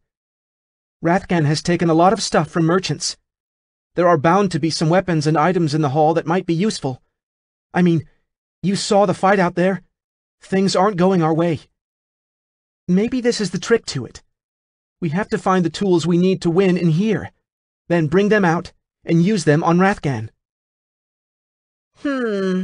That is a staple of the genre," Wimberly said, rubbing her chin gently. "A little played out in recent years, but I guess because of that, it would be unexpected. Sort of a meta throwback. We didn't think to check for it ourselves, which speaks to how effective a ruse it would be." Gelthorn moved around them, back to the hole that Shalara was certain had been bigger a moment before, and looked out into the fray still going on nearby. "Timmanuel, did you actually sense evil from Rathgan?" "He's been attacking traders and sacking villages. Those aren't the actions of a good being," Timmanuel said. "But in nature, such actions are not always evil. Often, they mean a creature has been threatened or driven from its home. All creatures are capable of acting out of fear, and while Rathgan clearly has no qualms killing us, it is worth noting that he didn't start this fight. We did, working off the kingdom's information. So again, I ask you, did you sense evil from him?" "No." Timmanuel was looking past Gelthorn, as if he could will a simple solution into being. "Rathgan doesn't trip my evil senses, but that doesn't mean I don't have to fight him." "It does offer some doubt, though," Wimberly said. "Enough to, at the very least, explore this hidden chamber. We might find tools to win with, as Shalara suggested, or perhaps an explanation to Rathgan's actions. There are more ways to stop a war than with violence. I believe Longinus himself teaches that." "He also teaches not to turn away from those in need," Timmanuel countered. "Then do not turn from them," Wimberly shot back. "But simply take a few moments to see if you can find a better way to help them. That battle will not be a brief one. If you stay, you'll do little. But if you go and uncover something useful, then it will be time well spent." "Besides, we're going." Shalara adjusted her robes and took careful grip of her wand, staring at the passage ahead. "You're our paladin. Do your duty and come protect us." She didn't wait to see if he would agree or not. These sorts of debates could go on forever if left to their own devices. Shalara was almost certain they'd planted a seed of doubt in their paladin's mind. What grew from it could only be seen through action. Besides, she didn't want the other party getting too far ahead of her. So she pressed the issue and struck off, trusting that Temanuel would do what he thought was right. It was still a relief moments later when she heard the sound of plate armor trudging along behind her. Their party had held together, for now. She just hoped that it would be enough for whatever lay ahead. There was no soulful conversation or debate when Mitnin saw the second party slip through the hole in the wall. They'd been hanging to the sides, covertly pulling weapons and gold pouches off the adventurers who'd been bolder and had met their end. As soon as he noticed a path out of the lightning and wind, Mitnin was all for it, especially because he knew it almost certainly led to the treasury. To get their hands on a dragon's hoard without actually having to kill it would be pure victory like no one else could ever hope to taste. He smacked Glezidel, who had just set a bard that questioned their mid-battle looting on fire, and then kicked Turker as he tugged at yet another modest coin pouch. Small change, all of it. Mitnin dragged and punched his party along, herding them into the small hole in the wall. It was barely big enough to fit through. If any of them had rolled a half-orc, the squeeze would have been too tight. They could all hear the echo of plate armor ahead. Glezidel's eyes seemed to shine with excitement, so Mitnin clapped him on the back of the head. They'd made it this far by playing it smart. Let the brave idiots do all the hard work. They would scoop up the goods when the others met their inevitable death. There was no sense in taking on anyone who wore plate armor, not when they could let the dragons and his traps do their work for them. They crept along quietly, eyes forward, not at all worried about being taken from behind. After all, anyone who tried to slip through an opening that small would make a hell of a racket doing so. It had taken much of Alora's patience to wait until the hole in the cavern's wall was no longer the object of others' attention. She'd stayed hidden as Eric and his friends went through. Then the party who'd hung around and had a fight about whether to stay or explore. And then the opportunists who paused their looting to run in. Finally, when those three had slunk away, it seemed no one else was aware of the hole, which might have been due in large part to the hole barely being there anymore. Gabrielle had struck a mighty blow indeed, but Rathgan was an elder dragon, and the quality of his spells reflected that. Elora slipped through silently, having to tuck a few appendages at odd angles and hold her breath to manage the feat. Once she was in, her daggers appeared in her hands as she waited at the closing hole. Unlike the others, Elora wasn't content with even the possibility of being surprised from behind. She stood there until the gap was too small for even a gnome to get through. Then she waited a minute or so more for good measure. Only when she was certain that the way was barred did Elora proceed. True, everyone else now had a massive head start, but an elder dragon's hoard should have more than enough gold to go around. And if there was anything extra special that she wanted, well, even Elora might not go so far as to rob her apprentice. The other adventurers, however, were fair game. Chapter 52. Every nerve in Eric's body was tingling. Each step was a test of terror, bravado, and skill. The path they walked was actually taking them slightly downward, most likely looping back under the very room where the battle was occurring. It made sense. The treasure obviously couldn't be higher than where they were, since Rathgan's massive chamber had taken up the entire top of the mountain. So down was the only way they could go. Eric was ready at every turn for another layer of traps meant to keep intruders away, for something that would spring or leap out at any intruder. So it was somewhat disappointing when they turned a corner and Eric found himself face to face with another set of golden doors. They were almost exactly like the pair that had blocked Rathgan's chamber from the rest of the mountain, save that they were vastly smaller and still closed. This set also had a knob with a small keyhole just beneath it, and as Eric leaned down to peer inside, a firm hand grabbed his shoulder. "Magic," Grumph said, reaching over and lightly tapping the metal with the tip of his staff. A crackle of blue energy snapped from the demon bone sword, met with a shimmer of red that seemed to manifest and swipe back. "So strong I can smell it." Of course, because why just lock the door to your treasure room when you can enchant it shut as well? Eric didn't rise all the way. He dropped to a knee, keeping his distance but still peering into the lock. It looks like this thing isn't just for show either. Gabrielle might be able to mess up the enchantment, but she'd still have to chop through solid metal to get us any further. Give me enough time. I might be able to pull that off. Gabrielle rolled her shoulders and choked up on her axe. I fear that would take more than we possess, Thistle said. Both because eventually the battle will end, and because I suspect the toll it would take on your body is more than we can mend, potions and magic combined. Well, we can't very well just head back empty-handed, Gabrielle snapped. Eric ignored their discussion, his mind occupied entirely by how to get past the obstacle before him. In the month he'd spent with Elora, there had been countless challenges that pushed him to think outside his normal limitations. Being stealthy and swift, and perhaps a touch greedy, were all key parts of being a rogue. But the lesson she tried hardest to teach him was one of thinking his way around a problem. Nothing was insurmountable with enough creativity and skill. Elora had proven that herself when she used sleight of hand to bring down a more skilled opponent. From his pouch, Eric produced a copper coin and threw it toward the keyhole. His aim was slightly off, only one corner of the coin managed to enter the opening, but the entire keyhole lit up with brilliant red light.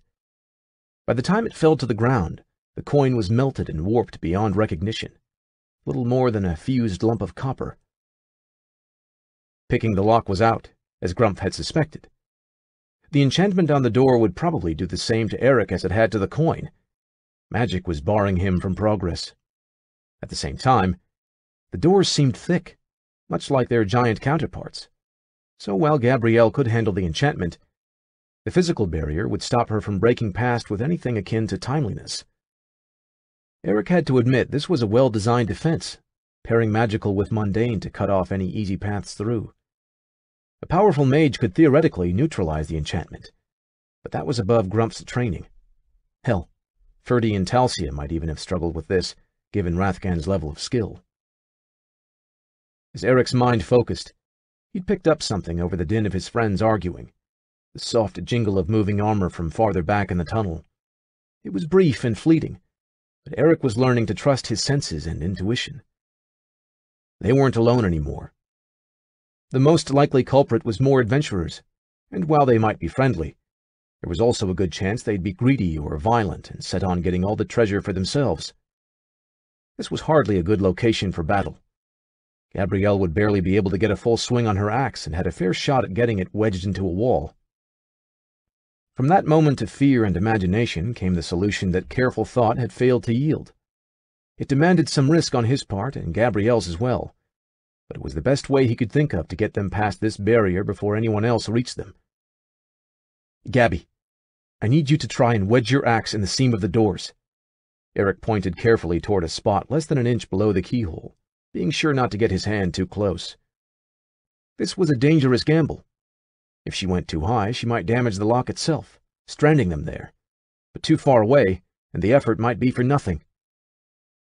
If you can neutralize the defenses around the keyhole, then I might be able to pick the lock. And you think wedging my axe will do that? Why? Gabrielle, quite understandably, asked. From what we know, it seems like the blade disrupts and repels magic, Eric said.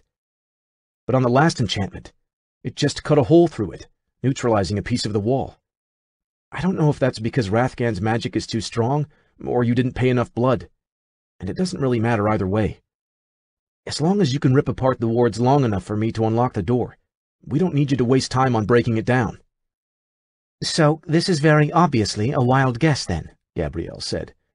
Even as she spoke, she was adjusting her grip on her axe, and the others were quickly backing away. Pretty much, Eric admitted. Well, at least I get to hit something. Slowly, the blade of Gabrielle's axe descended as she lined up her shot. For a moment, it kissed the seam of the door. Unlike when Grumph's staff touched it, there was no outward snap of energy. Instead, the metal flickered, its golden hue dimming significantly. Then she pulled the axe back, keeping it on course to return to the same spot. For a moment, her eyes fluttered shut.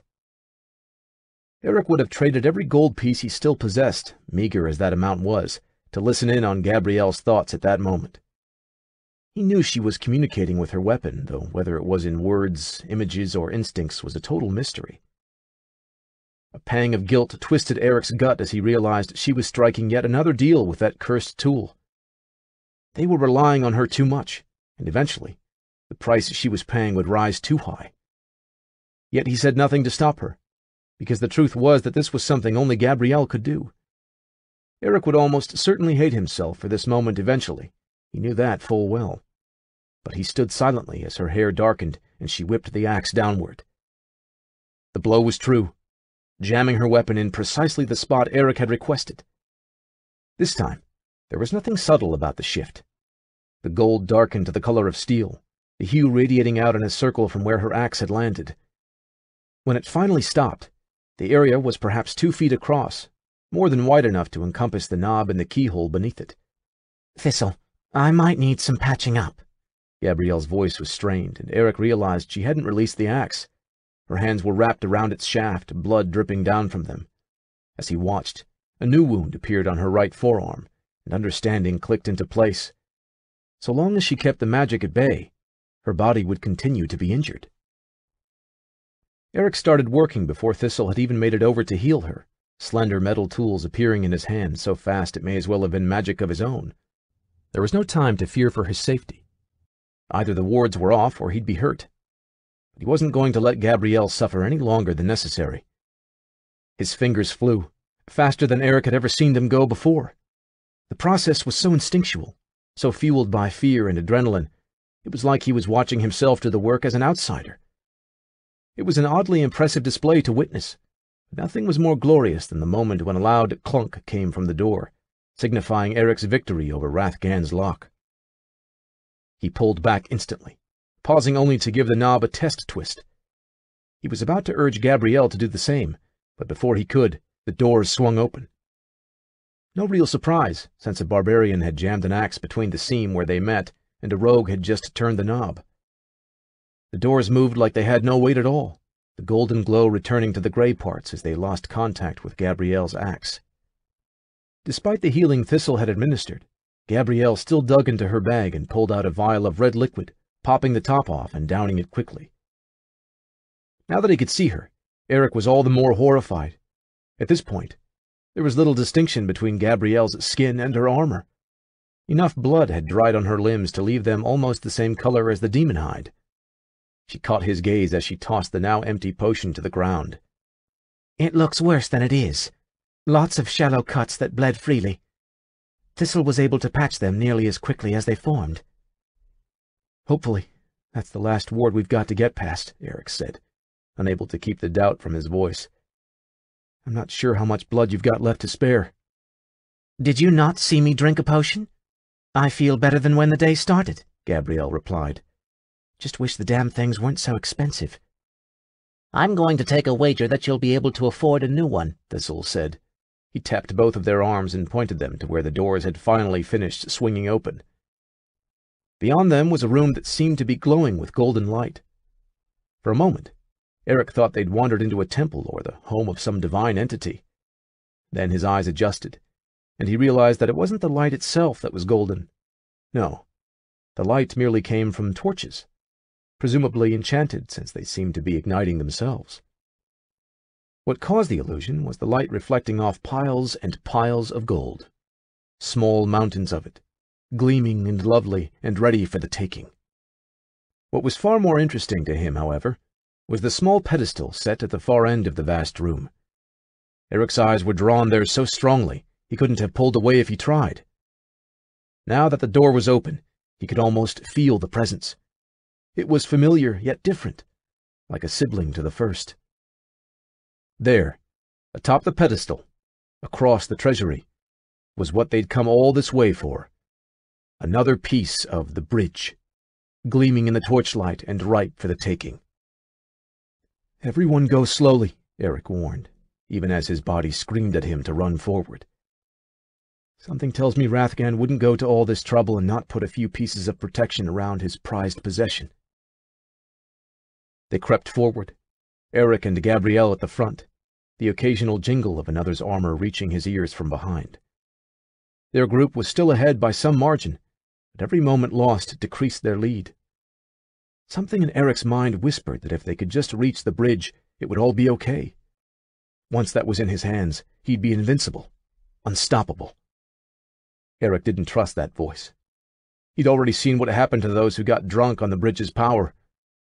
All the same, his steps quickened slightly, the power in his boots moving him faster than everyone else. That was why he was a few feet ahead of Gabrielle when the first shift came. It was small and quick, easy to miss or dismiss, but Eric held up his hand for everyone to stop all the same. He watched, focused on the mountain of gold where he knew he'd seen something move. Then it came again, a few of the coins sliding down their mound. Just the gold settling, except that there was nothing in the room to disturb the treasure. It should have settled long ago. This was more like something adjusting. Good news. I think I know what the last defense against someone stealing Rathgan's treasure is, Eric said, carefully backing slightly away. Aye. You noticed that as well? Thistle's daggers were already in his hands. Around them, the others followed suit, settling into defensive positions one by one. What do you see? Timescore asked, shield held up and longsword drawn. Is there something hiding amidst the treasure? Not exactly. Eric unsheathed his own blade, eyes still trained on the bridge piece, wondering just how fast these boots would make him. Unless I miss my guess. Thunderous jingling filled the room, drowning out Eric's words. All around them, piles of gold coins formed into massive humanoid shapes, with gemstones for eyes and hundreds of coins serving as the bodies. An army sprang into being in the span of seconds, each and every individual staring at the intruders who dared to enter their domain. The treasure is the enemy, Eric finished, speaking more to himself than the others. Rathgan wove some sort of spell to turn it all into golems. Gabrielle darted forward to join Eric, blood-soaked hands holding her axe high. Treasure golems, huh? Well, this will be a new one. Chapter 53. What could he fuck? Shalara stared in disbelief at the giant, shining creatures pulling themselves out from the mounds of treasure and slowly closing in on the party that had led the way down this hidden passage. The loot is the monster. Someone put an arrow in my head. I've now officially seen it all. Efficient, when you think about it, Wimberly said. Why justify a random monster having treasure, when you can just kill it and then have it be the treasure? I'm glad you're all impressed, but am I the only one who realizes those people are about to die? Temanuel pointed at the party, much smaller and fewer than the golems closing in on them. We have to do something. How do we stop these things? All eyes turned to Shalara, whose mind was momentarily blank. Elsewhere, in another world, a dice bounced around a table, and when it finally stopped, it was showing a surprisingly high number. Suddenly, information came flooding in, the small brain hiccup forgotten as she remembered all she knew about golems. Rathgan is way too busy to have cast this mid-battle, so he probably left it as a trap, Shalara said. Even a dragon doesn't have the time to enchant every coin like this, which means somewhere in there is a totem that's the source of the spell. If we can find and break that, we can stop them all at once. Great thinking, Gelthorn said.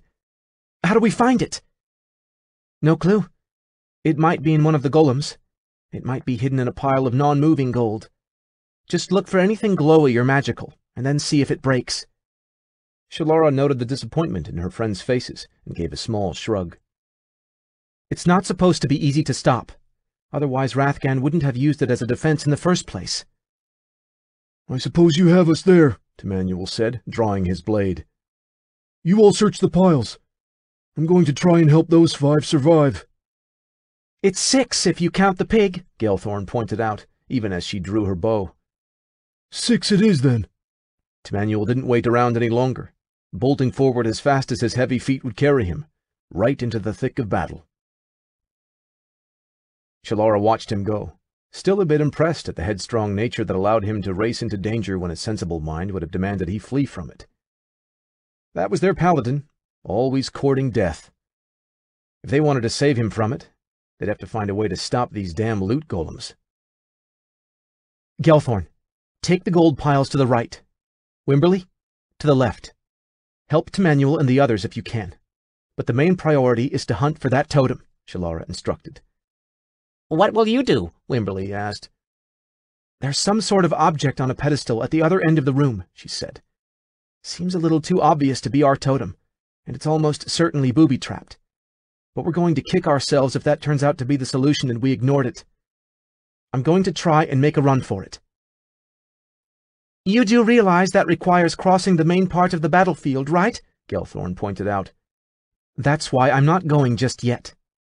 Shalara's hands began to glow as she wound her fingers through the air, the first magic of a spell dancing around them.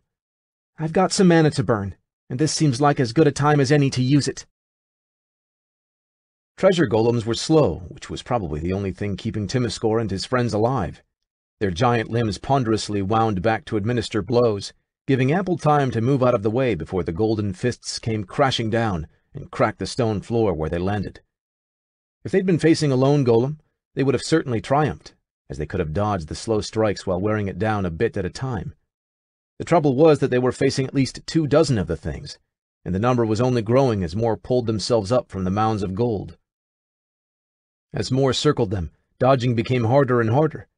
A pair of the golems penned Timiskor in, and while he could have easily sidestepped one punch, Timiskor realized that to dodge the other would leave Grump exposed. Instead, he dropped to a knee, raised his shield, and took the blow straight on. It was powerful enough to leave his arms sore and shaking, but Timiskor was far from beaten as he slashed at the shining legs only inches away. A few coins were swept away from the feet. However, the golem seemed far less bothered by his attack than Timiskor had been by its. Then, from back near the entrance, a new body came flying forward. This man also held a shield and a blade, though his were emblazoned with the symbol of the god Longinus. He slammed that shield directly into the golem's side, sending coins flying and knocking it momentarily off balance. It was far from beaten, but the attack bought Timiskor the chance to push himself back up and readjust his position, as well as make sure Mr. Peppers was okay. A dagger flew from behind Timiskor, slicing directly into one of the gemstone eyes of the golem and sending it reeling. Thistle appeared at Timiskor's side, chucking a few more blades and allowing the stranger time to recover from his charge. "We appreciate the help," Thistle said. Something in his eyes seemed to spark as he and the stranger looked upon one another, an expression that was mirrored in the other man's face. "Especially that of a fellow paladin." "You can tell just by looking at him?" Timiskor asked. "All of those who serve the just gods know one another on sight," the stranger said.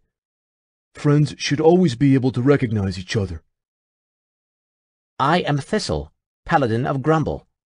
Thistle threw another pair of daggers at the advancing golem with one eye, though they barely seemed to slow it.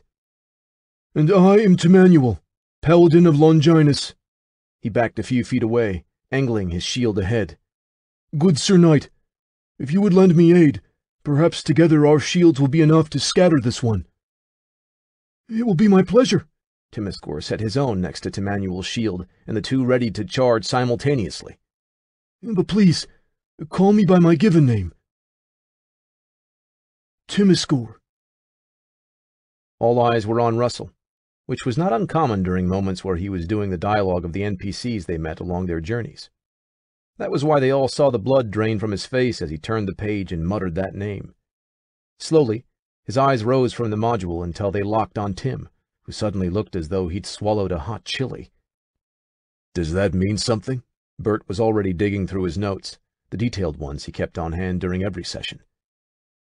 "I don't remember us hearing anything about a knight named Timiskor." "No, we wouldn't have. He wasn't in this game. Timiskor was the name of my old character from the last time we played. Russell, did you decide to name the knight that?" Tim was almost begging for that to be the case, which made it all the harder for Russell to shake his head and pick up the book. Normally, he would never allow a player to see any part of a module they were playing. However, these were very much extraordinary circumstances, so he held the book out to Tim, thumb resting just above the name. It was unmissable, written there in printed ink. Timiskor. "That is sort of funny. What are the odds they'd name a random NPC the same as a character you once played? Actually, given how many NPCs are in this module, it might not be that much of a stretch." Bert wasn't particularly trying to hide his efforts to dispel the serious mood, and Russell didn't blame him for it. It did seem like just a coincidence. That's what Russell would have dismissed it as, too, if Timiskor hadn't been the character from that game. Yeah, I guess it was so strange it just caught me off guard. Russell took the module back and set it back down on the table behind his screen. This was weird, and he had a strong feeling in his gut that it was only going to get weirder, but he refused to turn away just yet. If they pressed on, if they were able to keep at it, they might find something. Another spectacle, this time with more witnesses, that would confirm Russell wasn't crazy. Or maybe, dare he even hope it, some sort of answer as to what the hell was going on. There was no telling what lay ahead, but if he wanted to find out, then they had to keep going. Sherry, it's your turn next, Russell said. Shalara has spent 3 rounds casting buffs. Going to take another, or are you heading out? Heading out. I think I'd like to keep some mana in reserve, just in case. Sherry was watching him, clearly waiting for any signs of nerves breaking or a fractured mind. She might even try to stop the game if she thought he would lose it. Russell had to hold it together. They were too close to let anything turn them from this path. Okay, you know your move speed, so start heading across the map and I'll tell you how the trip goes, Russell said, looking back down into the module. The tip of his blade crackled as it thrust into the torso of tightly packed coins, momentarily stalling the golem as Grumpf pushed his staff to the side. The thrust sent a spray of coins clattering to the ground. He didn't understand exactly why the residual magic of his demon bone short sword was reacting this way, but it was just one in a long series of mysteries rooted in his lack of formal training. Grumpf didn't have to understand it to appreciate it, however, as he whipped about and lanced the staff's tip into yet another golem. He and Gabrielle were the only ones making real progress. Her axe sent a shower of coins into the air with every blow she landed. Although Timiskor and the stranger in armor who'd run in to help had managed to bring a golem down with a coordinated shield bashing. Out of the corner of his eyes, Grumpf tracked the movements of the other adventurers. They seemed to be ignoring the fight, yet they were digging about frantically, clearly searching for something. Perhaps they were looting while their friend assuaged their guilt by pitching in, but it didn't feel that way. There was something frantic in their actions, and their eyes seemed to shine with hope, then disappointment, whenever they found something other than gems or gold. Grumpf considered the possibility that they too were looking for the piece of bridge, but quickly dismissed it since the artifact was on full display at the other end of the room. They'd hardly need to search for that. The damn thing was more or less impossible to miss.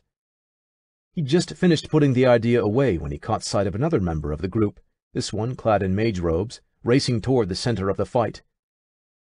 She moved quickly, much too quickly for a normal person, and as the treasure golem stepped in her way, she bounded upward, easily clearing it in an impossible leap. It didn't take much of a mind to realize that while the others had come running in, she had hung back to enchant herself. It was a welcome sight, and Grumpf had to resist the urge to grin for fear of scaring away their new ally. With a fellow mage, perhaps one with a greater spell repertoire than he, they might actually have a shot at stopping these golems. A powerful enough mage could turn the tide of any battle. Grumpf's optimism lasted exactly as long as it took for her to go barreling past him and the others without so much as a moment's pause. His eyes followed her path, and Grumpf realized with a start that she was running right toward the pedestal holding a piece of the bridge. It seemed like a double-cross, but none of the others were breaking rank to join her. The one in armor was still fighting shoulder to shoulder with Timiskor and Thistle, while the two on the sides continued their frantic hunt. So, either this woman wasn't with them, or her charge was part of the plan. It was possible she had no idea what she was running toward.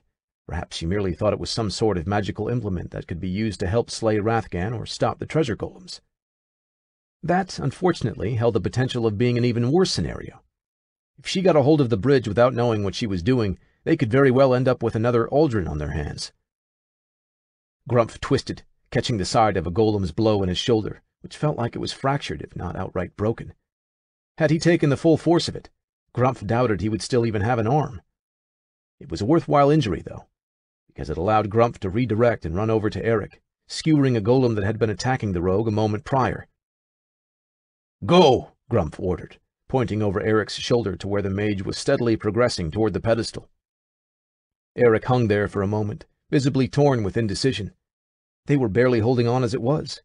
Losing one person, one fellow target, might mean dooming everyone he left behind.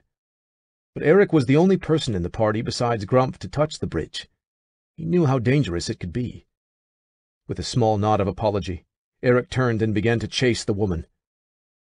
Grumph didn't know if Eric would be fast enough, enchanted boots versus magically augmented legs, or if Eric would be able to stop her or get to the bridge himself upon arrival. Unlike his dearth of magic knowledge, this uncertainty didn't bother Grumph in the slightest. It wasn't his place to know if or how Eric would succeed. No, Grumph's sole job now was to ensure Eric made the journey unaccosted. He whipped the bone-white blade at the end of his staff forward as 3 treasure golems began to close in around him. Tough a fight as it appeared to be, Grumph would make sure Eric got the time he needed. He had to, because if Eric failed, it would likely mean the death of everyone in this room. And that was being optimistic. Chapter 54. Even as his feet desperately raced across the ground, Eric wasn't sure if he was running to stop or save the mage ahead of him. If she reached the bridge first, there was a strong chance she'd trigger whatever defenses Rathgan had left in place, meaning that he'd get valuable information on what the next hurdle to overcome would be. But there was also the possibility that she knew what she was doing and could circumvent any wards or traps to get her hands on the bridge first. She might have the best of intentions for the moment. However, there was no telling what would happen once her hands curled around the ancient artifact. Maybe it was both. Maybe Eric needed to get there first for her safety as much as his friends. The trouble was that no matter how hard he ran, Eric wasn't gaining on her. Whatever spells she'd woven around herself, they were propelling her forward as quickly as his trained legs sitting atop a pair of enchanted boots could. Actually, the truth was that she seemed to be a bit faster, which didn't bode well. They were drawing rapidly closer to the pedestal, and it was clear that this was a race Eric couldn't win. Given this information, he considered it a good thing that he was a rogue, and it was somewhat acceptable for rogues to cheat. Without taking his eyes from the sprinting mage who nimbly dodged any coin-composed hands that reached for her, Eric unfastened his crossbow from his waist and readied it to fire. From this distance, even running, he had a decent chance of hitting her in the torso. A blow to the legs would be less likely to seriously wound her, but they were also a far more difficult target. Plus, there was a strong chance she'd need to be running again soon. Being hobbled in a place like this could easily turn into a death sentence. Eric's tongue ran along his lips as he battled the indecision. He had to do something, but the idea of launching a bolt into someone without cause, especially when they might be trying to help, sat heavy in his gut. It was what Alora would have done. Eric had no doubt on that issue. He wasn't Alora, however. And if there was one thing he'd taken from his time as her pupil, it was the realization that while the skills rogues needed were similar, how they used them varied from person to person. And Eric wasn't the type to shoot someone in the back, at least, not without reason. The bolt from his crossbow ripped through the air, flying toward and then past the mage, who let out a yelp of surprise. She started to turn back to see her presumed attacker, but before she could, the bolt found its target. It struck the side of the pedestal square on, and was instantly engulfed in a contained storm of red magical energy. By the time the light died away seconds later, there was nothing left of the crossbow bolt besides ash and a heavily warped hunk of metal. Little more than I was expecting. The woman rapidly slowed her pace, still approaching the pedestal but dialing back the breakneck speed enough that Eric was able to catch up to her easily. Together, the two stared at the pedestal that was now only 20 feet away. "We've got some insight into how much the dragon cares for this piece," Eric explained. "I had a hunch he'd ward it heavily and didn't want you to stumble into something. I'm usually not a fan of people shooting in my direction, but I think this time I'm willing to make an exception. What's your name, anyway?" "Eric." He didn't even bother looking at the mage. His eyes remained unwavering from the pedestal, the last hurdle between him and the bridge. This close, he could hear its voice, trapped behind the seemingly minor barrier of a glass case. "I'm the esteemed sorceress Shalara," she said, "and I used a spell to sense magic before I ran in here, so trust me when I say that that pedestal is positively glowing with power. I figured it was the totem for the golem spell, though." "It might be." Eric glanced back at the still-growing army of treasure golems that were steadily surrounding his friends. Some were heading toward him and Shalara, but their movements were slower, more cautious, like they had something to fear in this direction. Since Rathgan wards the hell out of it anyway, why not make it the golem totem as well? That way, it would be even harder to stop them. I'm not sure my bolt even made contact before it got destroyed. Crafty-ass dragons. Shalara took a tentative step forward, hands waving through the air, touching things Eric wasn't able to see. The spellcraft on this is insane. Even if I used all my mana to try and dispel it, I doubt I'd cause more than a hiccup. You might have enough time to grab whatever that crystal is, but I'm perceiving zero magic from it, so I doubt it's the totem. All we'd manage is to rob a dragon for a few minutes before his golems tore us to pieces and took his artifact back. Eric's teeth ground together as he stared at the pedestal. Damn Rathgan. Damn this sorceress. Damn them all. Because he knew that there was a way to break the pedestal if Shalara could cause a hiccup. If she could manage to get close enough, Gabrielle could swing her mighty axe into the pedestal and at least hinder, if not outright destroy, the ward. But she'd already paid too much blood as it was, even with Thistle patching her along the way. He couldn't ask more of her, especially if the magic she'd be hitting was as powerful as Shalara indicated. At the same time, he couldn't do nothing. If the situation didn't change, then they were going to be crushed to death by golems. And then it hit him. Gabrielle didn't disrupt magic. The axe did. There was no reason she needed to be the one who swung it. True, he lacked her strength and training, but he wasn't trying to take the weapon into battle. All he had to do was land one hit on a stationary object. That he could accomplish. He had to. Get ready to cast that dispelling, Eric told Shalara. When I give the signal, cause as much of a hiccup as you can. I've got an idea to stop these things. Oh yeah, sure. I'll just burn the rest of my mana on a plan you don't feel like sharing with me. That sounds totally cool, Shalara mumbled. She did pull her wand out, however, so Eric had to assume she was at least a little on board. Cupping his hands to his mouth, Eric pushed all thoughts of silence and stealth out of his head. For this, he needed to be loud, to be heard over the ruckus of battle. Taking a deep breath, he reared back, and then screamed with everything he had. Gabby! It was overkill, really. She'd been paying Eric as much attention as she could spare mid-battle, keeping her eyes locked on him in case he needed her assistance. So of course she was ready when his scream tore through the treasury, even as she dodged a fist made of gold coins and then slammed her axe through its arm, parting it from the rest of the golem. The limb would rejoin its owner eventually. She'd lopped off enough of them in the fight to know that much already. But for a while it would be crippled, and that bought everyone precious breathing room. Gabrielle felt torn for a moment as she tried to extricate herself from the fight. Eric wouldn't have called if he didn't really need her. However, the others were also in dire straits. Grump's staff was keeping some golems at bay, and the combined efforts of Timiskor and the other guy in armor were slowly breaking their enemies back into coins, with Mr. Peppers stomping his hooves on the smaller pieces. Thistle was darting about carefully, landing blow after blow to draw just enough attention away from his friends to keep them safe. It was a dance, all of it, intricate and dangerous and only getting harder. Without her in the fray to keep the pressure off, the golems might take the upper hand. Unfortunately, that was going to happen even if she stayed, and Gabrielle knew it. Too many new golems kept forming from the seemingly endless heaps of treasure, and the ones they knocked down were putting themselves back together. There was no way to win this fight, not with the tactics her friends were currently using, so she had to hope, to trust, that Eric had found some method of stopping their foes. Maybe he could do it with the bridge. Maybe he had another plan. All she knew for certain was that he needed her help. She just prayed that the cost of leaving the battle wouldn't be too high. Gabrielle ran hard, determined to forsake the others for as little time as possible. A few golems tried to bar her way, but a quick swing here and there chopped through their legs, leaving them unable to pursue. She sprinted through the room, getting ahead of the enemies, and then finally reaching Eric and the mage woman. "What's the plan?" Gabrielle was breathing heavy from fighting and running in such short succession, but her words were still clear. "Shalara has a way to disrupt the magic on the pedestal, which we think is powering the golems," Eric explained. "But we need to use your axe as a focus. With it, we can put an end to this in one magical swoop." Her hands tightened reflexively on the hilt of her weapon. "You want me to hand over my axe to a stranger?"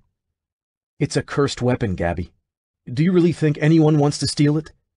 Plus, she's using all of her mana on this spell. It won't be hard for you to take it back."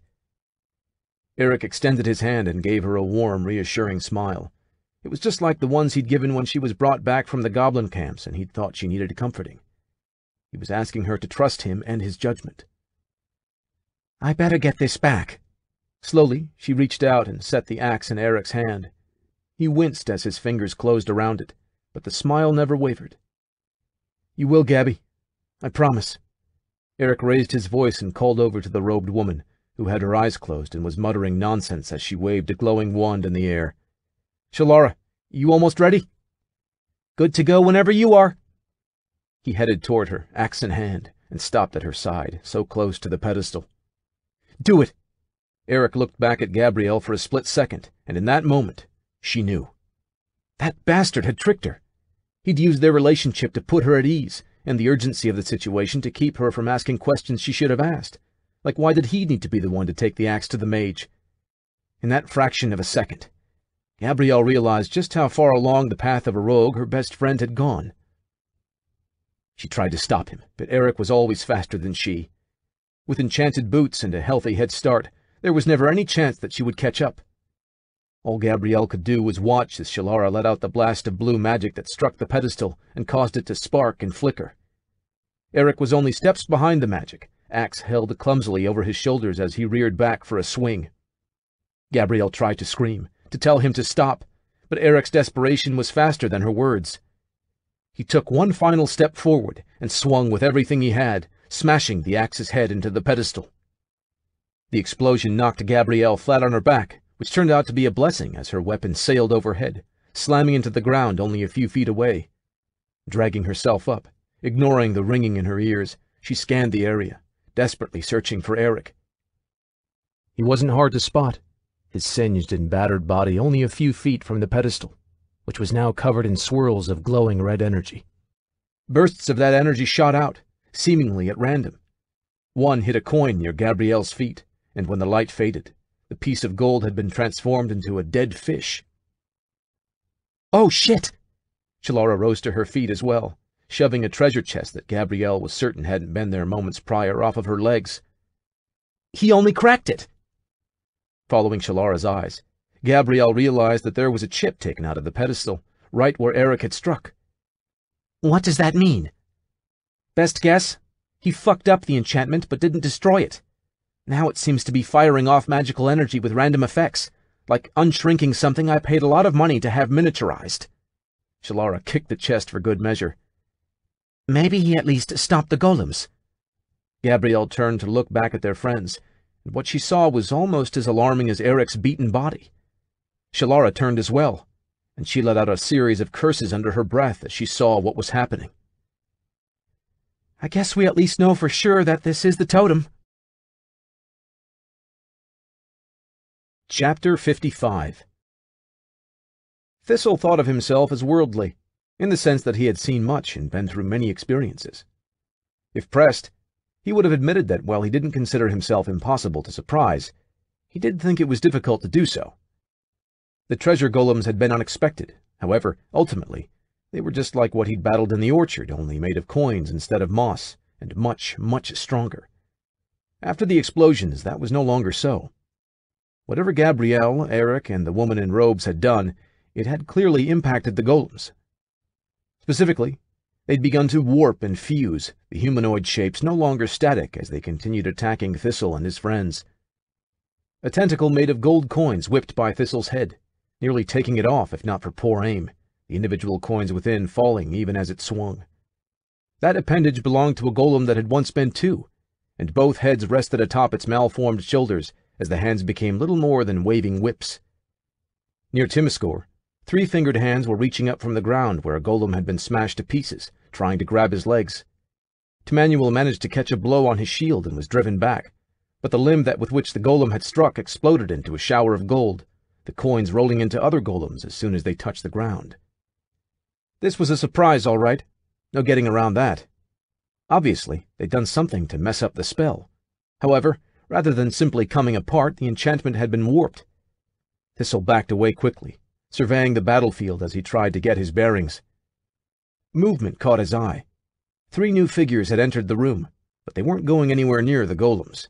In fact, They were approaching one of the gold piles, shoveling in as much as they could take while everyone else battled around them. It was because he was staring at them that Thistle noticed another shift, a ripple moving through the mound of coins and gems. It was intuition more than intelligence, but in that moment, he knew that this wouldn't be more of the well-formed guardians pulling themselves together a few at a time. "Everyone buy the gold! Get clear!" Thistle's scream echoed through the cavern and hung there, confusing almost everyone who heard it. To his left, he saw the gnome who'd come in with Camnarael hustling to move away from the gold, and moments later, the elf with a bow followed suit. Neither of them was fast enough, though. The first pile to rise up was the one the three strangers were pillaging. It condensed into a hand, this one with 7 fingers, that lifted from the floor in a huge fist, only to slam itself down on the would-be robbers. 2 of them scrambled to clear, but the one in robes couldn't quite manage and ended up with a crushed foot. All around them, the rest of the treasure was acting in similar fashion. Giant golden limbs and faces were manifesting out of the piles, reaching out clumsily toward the invaders. The sound of falling coins was deafening as they rained down from the massive constructs, only to be reclaimed and lost once more by the smaller, misshapen golems. Thistle racked his mind for any solutions, no matter how far-fetched they might be, and came up with nothing. Whatever was going on, he didn't have the skills or power to fix it. The only ones who might manage were the same people who'd started the slide toward chaos in the first place. Desperately, Thistle glanced across the room to where Gabrielle and the mage had just finished pulling Eric's body away from the pedestal. He wanted to be there, helping and healing, guiding them along, but the simple truth was that there wasn't anything he'd be able to add. He was needed here far more, where Timiskor, Camnarael, and Grumph were circling up with one another, trying to defend from all angles. Since they left Maplebark, Thistle had been doing all he could to keep everyone safe with his meager knowledge and unexpected paladin powers, but this was out of his hands. Darting forward, Thistle joined up with the other 3 as the enemies surrounded them. Gabrielle and Eric would think of something. They'd come a long way from being the mayor's daughter and the inept guard. He trusted them, quite literally, with his life. Rather than wasting time by trying to get over and guide them, Thistle was going to do what paladins were meant for. He would keep everyone alive until his friends found a way to save them. That was the role of the paladin, and Thistle would be damned if he failed it today. "Here." Gabrielle held out a vial of red liquid, wiggling it gently until Shalara took the hint and grabbed it from her hand. "Pour it in his mouth once I start to head over. I don't want Eric this wounded if there's another explosion, but if we do it now, he'll try to stop me." "Maybe he should. Unless I'm missing my guess, aren't you about to try and do the same thing he did?" Shalara tilted her head toward the pedestal, which was still throwing off random blasts of magic in all directions. "Oh no, wait. He at least had me casting dispelling magic to weaken the defenses. What you're about to try is way crazier." "Come on. What are the odds the wards are still functioning right when everything else is going crazy?" Gabrielle knew she wasn't actually disproving Shalara's point, but she also didn't particularly care if a near stranger disagreed with her strategy. Everything was in chaos, and given the enormous limbs and warped golems her friends were battling, the situation could turn deadly at any moment. She was the only one who could stop it, which was all that mattered, so far as Gabrielle was concerned. "Just to be safe, though." Gabrielle dug into her bag and produced one last potion, handing it over to Shalara. "If I'm still breathing when this is done, pour that down my throat. If I'm not, give it to whoever needs it the most, be they among my friends or yours." Rising up from the ground, head low to avoid random magical bolts, Gabrielle made her way across the floor to where her axe was quivering in the ground. It burned more than usual as she took hold of the shaft. Perhaps it was angry at her for allowing someone else to wield it. She ignored the pain, reaching past these fleeting annoyances to the veritable lake of anger that dwelled inside her. There would probably only be one shot for this. It would take everything Gabrielle had. To her surprise, Eric proved to be the most potent source of rage at hand. Eric, who tried to keep her safe, even though he knew damn well it wasn't his job or place to do so. Eric, who'd almost gotten himself killed yet again trying to protect everyone. Eric, who seemed hell-bent on having Gabrielle bury him, even though, as a rogue, he was supposed to stick to the shadows where it was safe. It was infuriating beyond words, and as the rage built, she felt her muscles swell with power. I can make you stronger. There it was, right on cue, the voice in her head, the cursed tones whispering to her from the darkness of her axe. Blood, flesh, and life in return for power. It was a bargain with which she was well acquainted, perhaps more so than she should have been. Had Eric heard it before he swung? Had it made him the same offer it was willing to extend to her?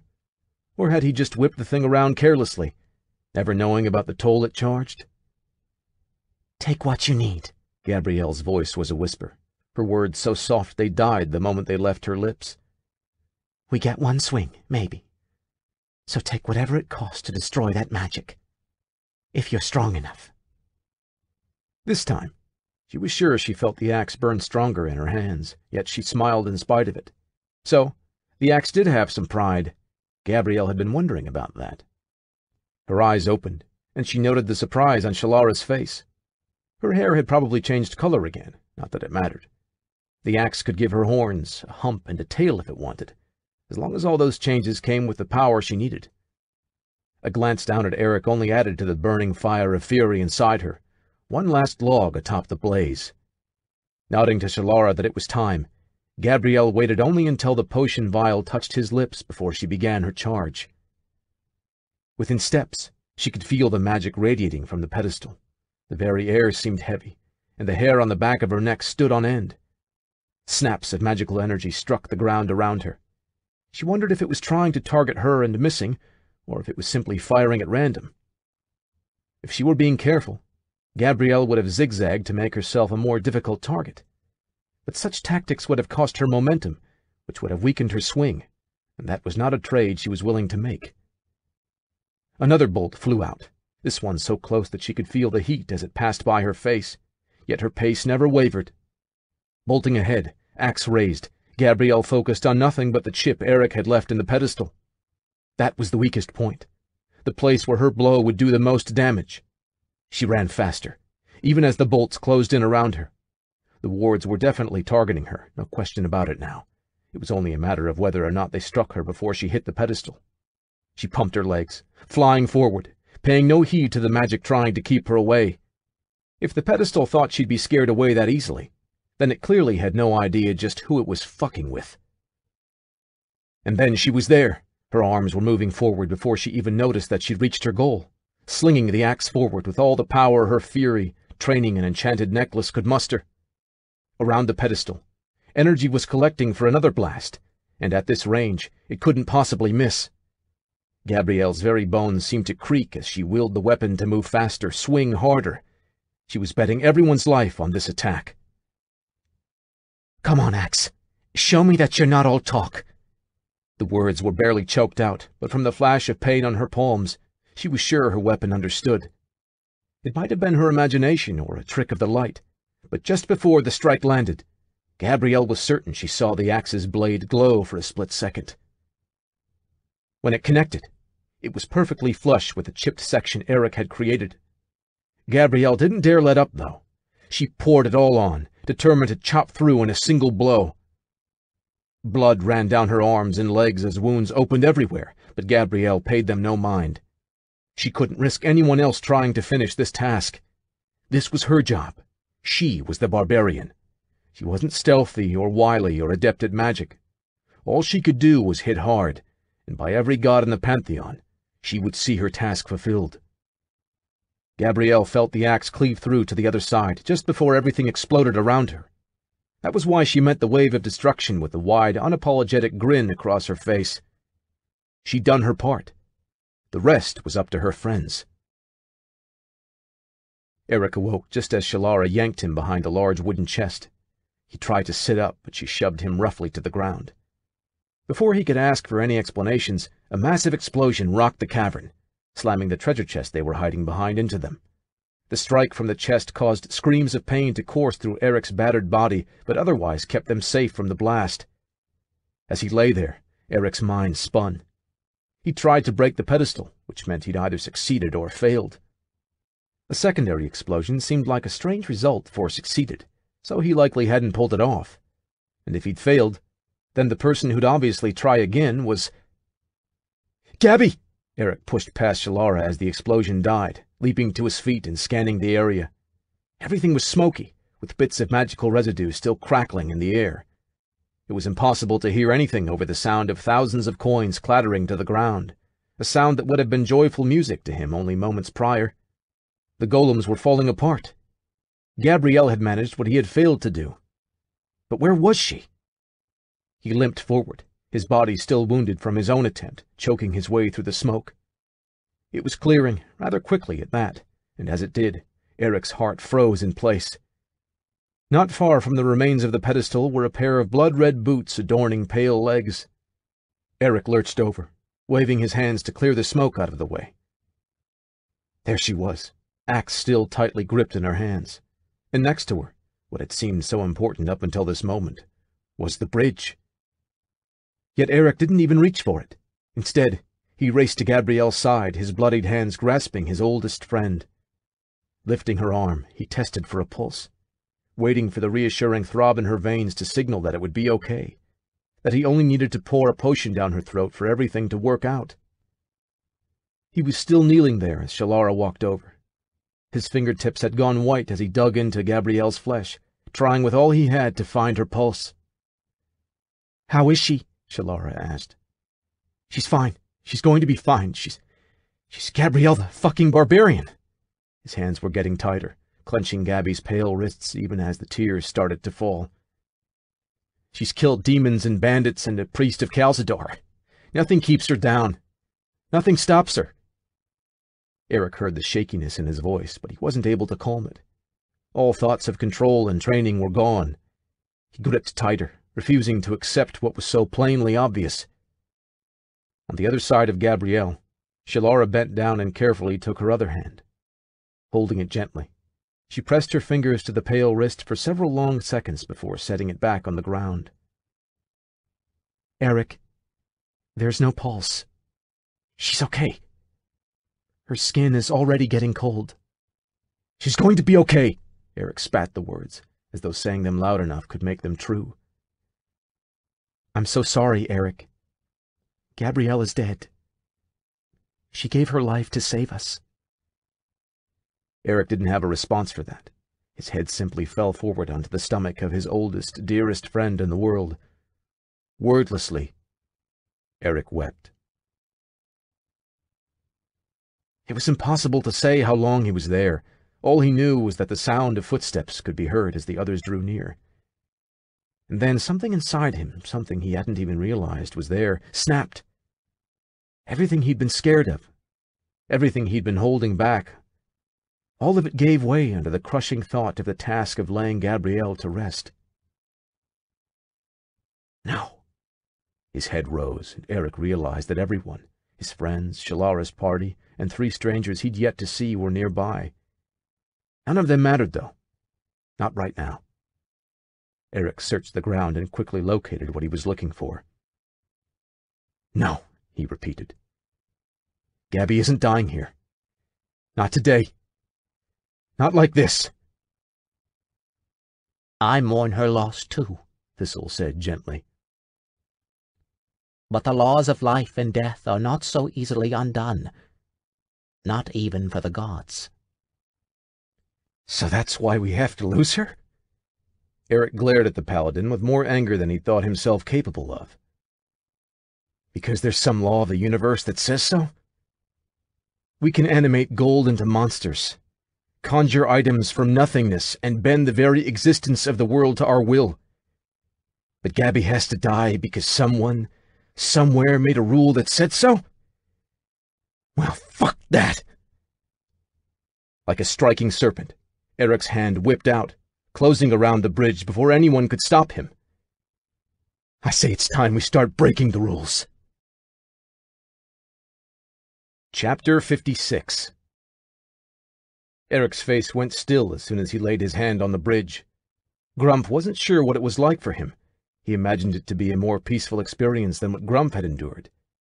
But it was clear that Eric was looking past their surroundings now, peering into and past the veil of their very existence. He stared at each of them in turn, surveying his whole field of vision with a stoic expression. It was only when he looked at the battered and burned treasure chest nearby that a small, half-mad chuckle escaped his lips. How curious. Coincidence, I wonder? Or do you simply seek each other out? He padded along the ground, footsteps utterly silent until he was standing in front of the chest.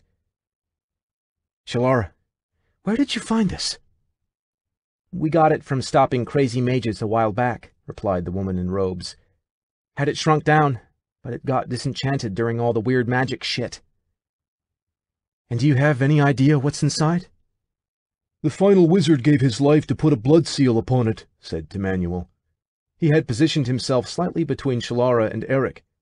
Ordinarily, Grumph might have taken offense on his friend's behalf, but at the moment, he couldn't blame the paladin one bit. He said it was too dangerous for us to have. He was right about that, Eric agreed. But I think it's tired of being locked away. What do you say we find out?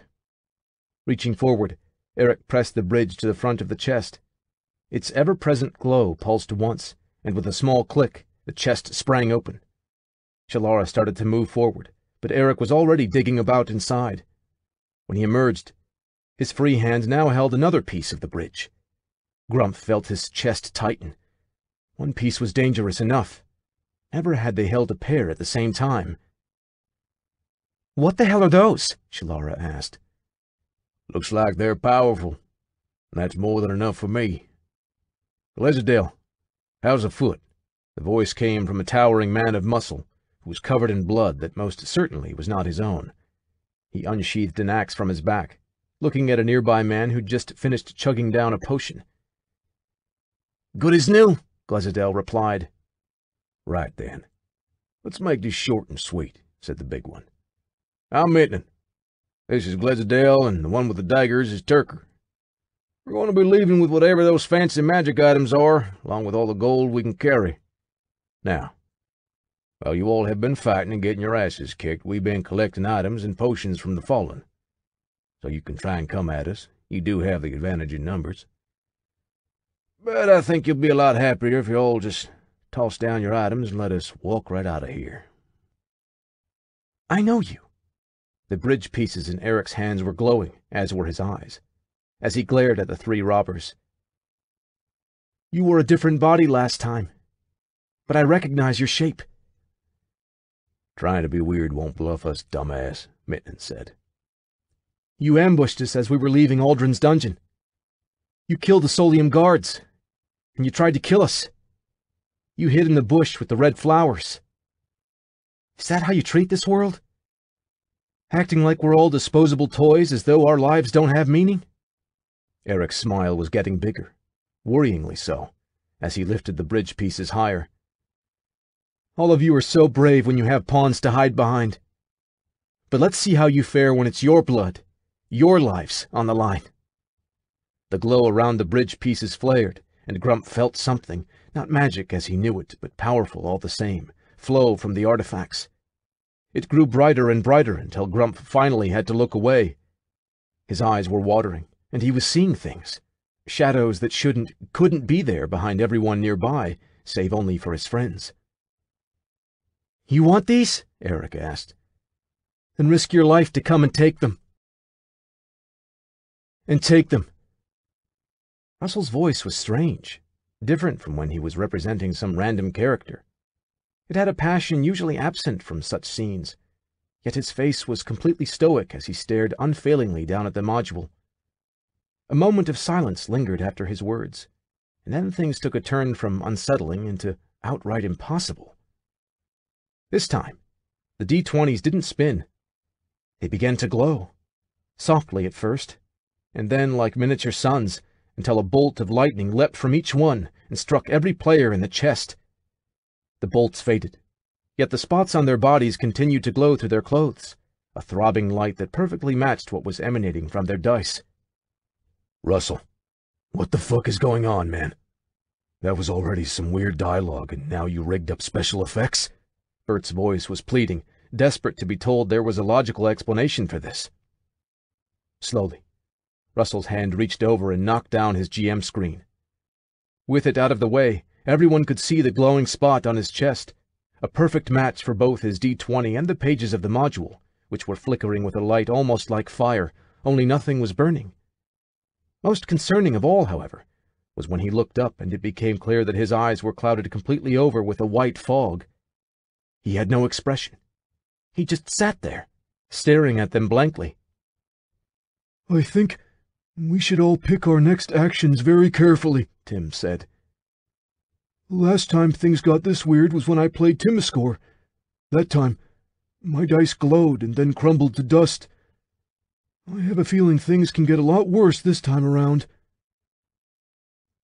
I don't know if I want to keep playing.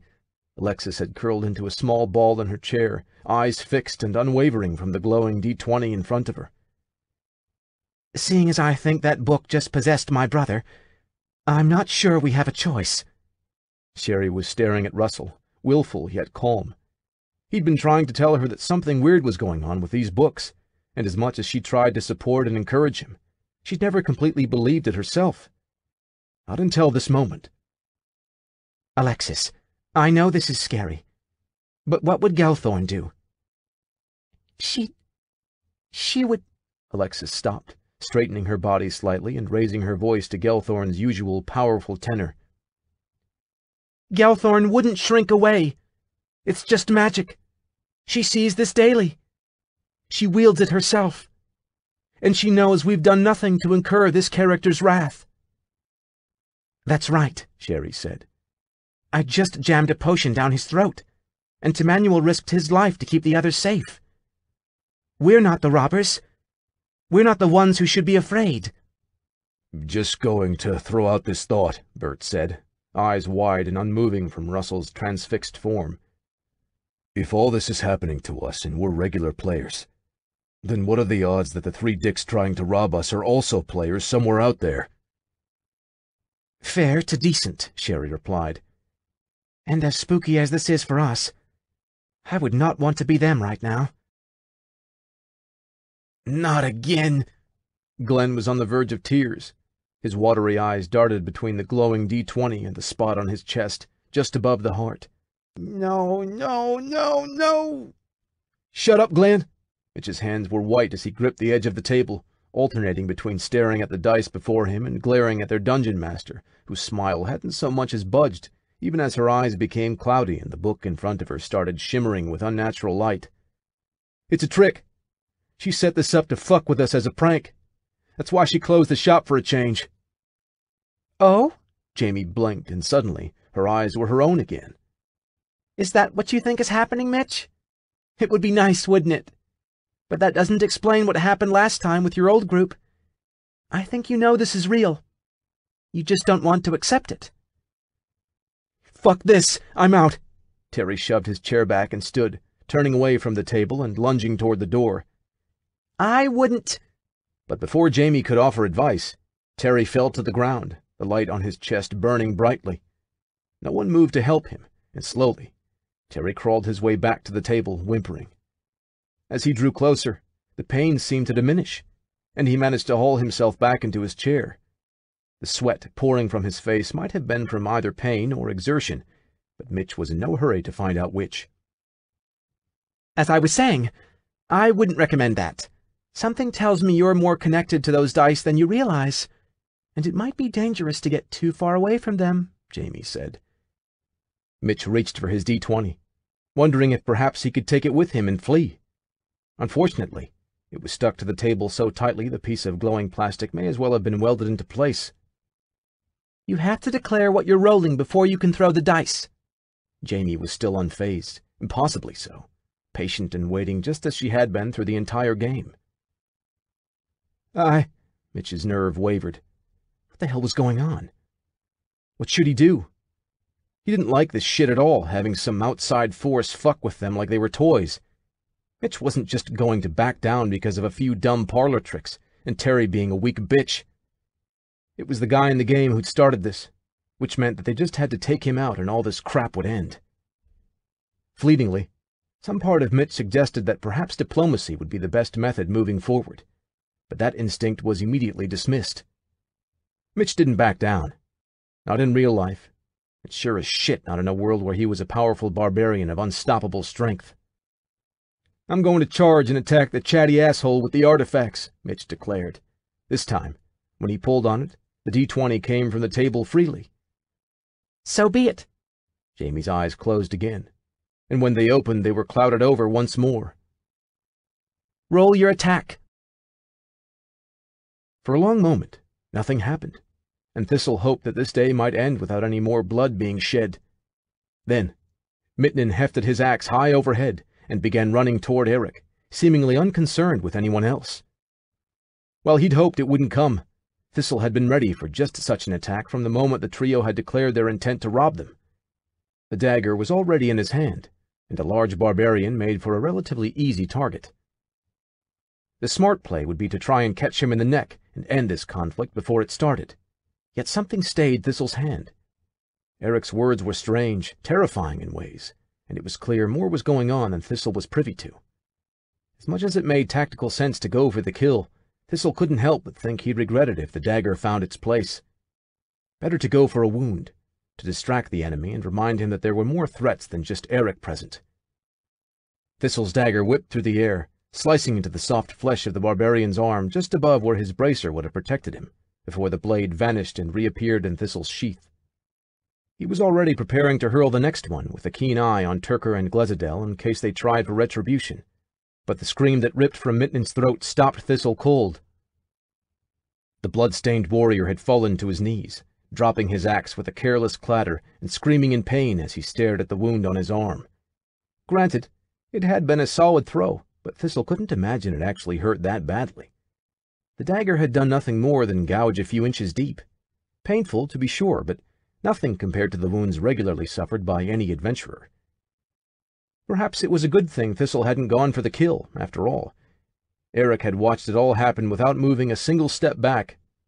The only perceptible change was that his grin grew a touch wider as he began to speak. What the fuck? Mitch was holding his arm, trying to stop the blood that was running down to his elbow and dripping onto the cheap carpet of Jamie's store. It didn't make sense. It was impossible. Mittnin was the one who triggered a ready attack. Mittnin was the one who caught a dagger in the arm. So why the living shit was Mitch bleeding from his arm? The others were no help. Glenn was having a full-on crying breakdown, and Terry kept trying to yank his D20 off the table, panic in his eyes as he desperately worked to get it free. How does it feel? To actually suffer the pain you'd visit on others? To take the injury normally foisted on your puppet? To play your game at the same stakes that we live with every day? Jamie's mouth was open, but the voice was clearly coming through her, not from her. Are you still brave?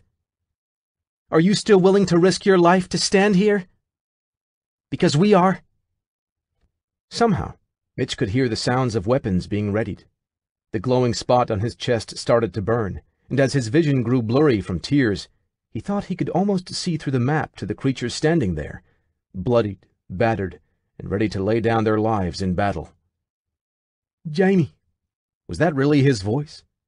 It sounded like a whimper, the kind of shit Glenn would let out. But it must have been his, because she blinked again and was suddenly staring at him with her normal eyes and constant smile. Only now, it didn't seem like such a cheerful expression. It looked malicious and cruel. Like all along she'd been patiently waiting as they wove the very rope that would be hung around their necks. Jamie, you're the GM. You have to be able to stop this. But that's not the GM's role, Mitch.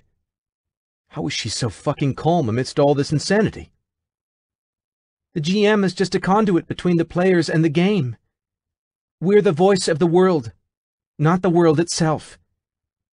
I didn't stop you when you murdered the livestock of villagers, or those same villagers once they protested. I didn't stop you when you decided to go through the grand quest, cutting the throats of the injured to steal their gear. I didn't stop you when you challenged someone holding powerful magical items. It hardly seems right that I do anything to stop this now. Are you out of your mind? It's a fucking game, and I'm actually bleeding. There's a chunk missing from my arm, Mitch yelled, rising partway out of his chair. And there are corpses spread through the kingdom of Alcatham that owe their status to you. Jamie's eyes were narrower now. Mitch could actually feel how deep her hatred for him ran.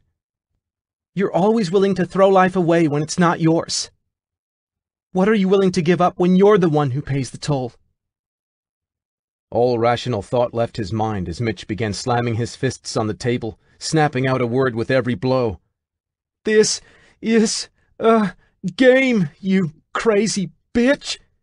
It was like pounding on concrete. Nothing around him moved. Nothing gave. He was stuck. Trapped. Cornered. To you, yes. You were handed a world with infinite possibilities. The power to forge your ideal person. And you used the opportunity to fill that world with pain and death. Jamie stretched her finger out and tapped gently on the table's surface. There's no escape on this side, Mitch. You want out? You want to be free? There's only one tool to get you there. The D20 was still on the table, unmoved from the last time Mitch threw it, showing a pathetic number 3 that wouldn't even have managed to hit, even if the sudden arm wound hadn't sent everything off the rails.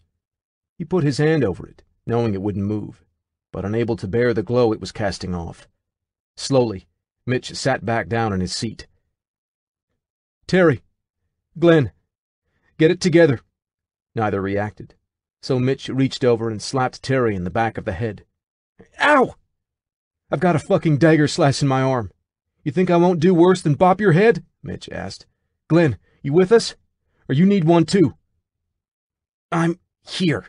He sniffled the words out between snot-strangled gasps, but at least he was aware of what was happening. Mitch looked back to Jamie, whose eyes were cloudy again, not that he thought it made any difference. She was clearly part of this somehow, even if he didn't get the specifics. Honestly, just seeing her terrified him. It was all he could do to keep his hands from trembling. A little bit longer. That was all he had to hold it together for. Just a little more. We're all taking the same action, Mitch said. And we're all rolling at the same time for it.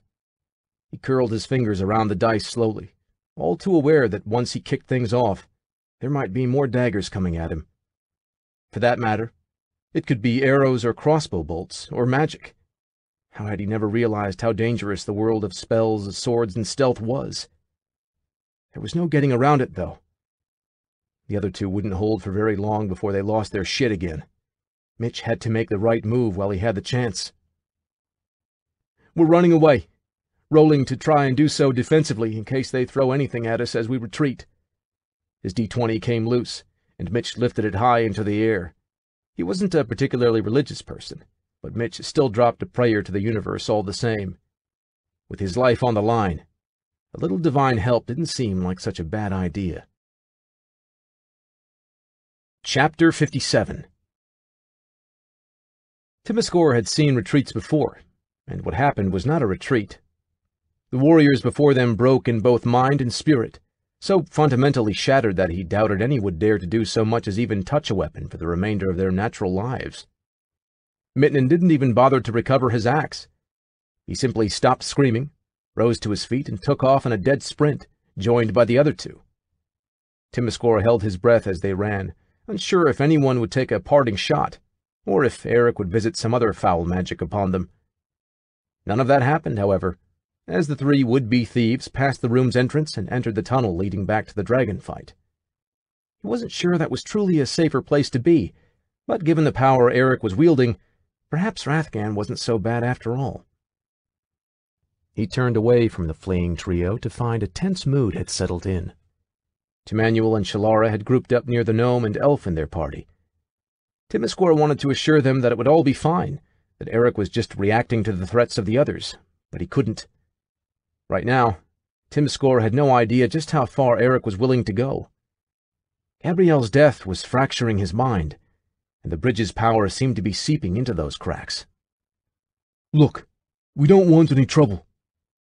Even after all the strangeness they'd seen, Temanuel had still shoved himself between his friends and Eric. While his sword was lowered, his shield was raised high, ready to intercept any attack the half-mad rogue might throw their way. You are intruders in our world. You treat our plane as nothing but a plaything. All you have come here for is trouble and battle and blood. I'm granting your wish, really. I'm giving you the realest game you've ever experienced. Eric lifted the pieces of the bridge up once more. Timiskor and Thistle arrived at the same time, both only a few steps ahead of Grumph. They stood in front of Timanuel and the others, weapons sheathed even as Timiskor brought his shield into position. Mr. Peppers took a spot even further up, trying to protect Timiskor's legs. "That's enough, Eric." Thistle's voice was gentle yet firm. "I know you're upset about Gabrielle, but these people helped us. Timanuel battled shoulder to shoulder with Timiskor to stop the golems." "And I poured a potion down your throat," Shalara added. "Whatever else they may be, they are good people," Thistle continued. "This close, I can even feel the blessing of Grumble that surrounds them. Such boons are not earned by the wicked.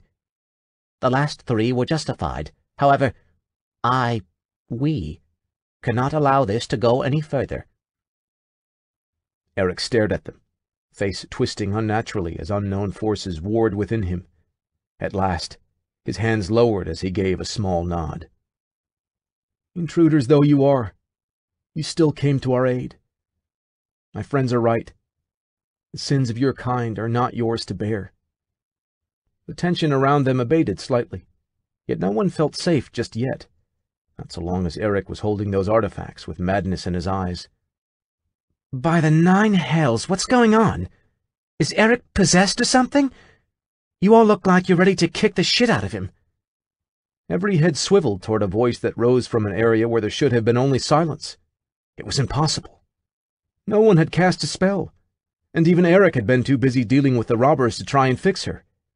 Yet there she was, climbing to her feet, looking more annoyed than injured. Gabrielle scanned her friends' faces and realized something else was amiss. "What?"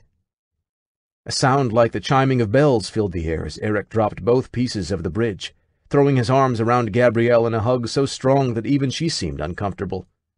He held her like that for several seconds before pulling away. "Gabby, you're cold." Her skin, at least what little of it could be seen through all the blood, was still pale. And her hair hadn't turned back to blonde, even though she'd released her axe. What's more, there was a red tinge to her irises now, subtle enough to be missed, but impossible to ignore once noticed. "Yeah, I feel a little different," Gabrielle admitted. "Just didn't think it was worth mentioning when I woke up to find everyone having a standoff." Thistle walked over to her tentatively, reaching out and taking her wrist in his hand. He held it for nearly half a minute before releasing. "Gabrielle, I'm afraid you still have no pulse. While there will still need to be some tests to be positive, I'd say it's almost certain that you've become one of the undead." "Huh. Well, the axe always did say it took life as payment. I guess maybe that last shot took everything I had." "That falls well short of explaining why it would turn you undead, though." Thistle was visibly shaken, eyes darting from the weapon to Gabrielle and back again. Finally, after a few moments, he took a long breath and forced himself to remain steady, if not calm. "Then again, we are dealing with a cursed axe we don't fully understand. And there was a lot of undirected magic swirling about. I don't sense any evil from you, so perhaps we should unravel this mystery at a better time." "I agree with Thistle. Instead, let's talk about what these little trinkets you found are." Another unexpected voice drew everyone's attention to the spot where Eric had let the bridge pieces fall. A familiar shadow had fallen over them, as Alora stood inches away, hunkered down and examining the softly glowing objects. "They're dangerous," Eric told her, apparently unsurprised by his teacher's sudden appearance from nowhere. Then again, even Timiskor wasn't that taken aback. It was her style, after all. "They can overwhelm a mind, show things we aren't meant to see. I thought I could handle them, but it turns out that holding 2 was more than my brain could bear." He glanced behind Timiskor to where the 4 strangers were still tucked away. "I'm sorry to all of you, especially Shalara. When I picked up that second piece, I sort of lost myself in the scope of what they were showing. It wasn't my place to threaten any of you."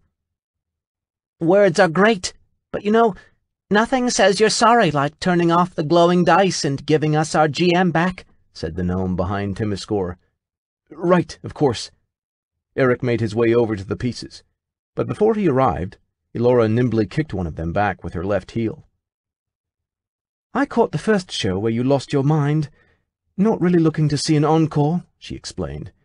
"Can you fix what you did to them with just one?" "Probably."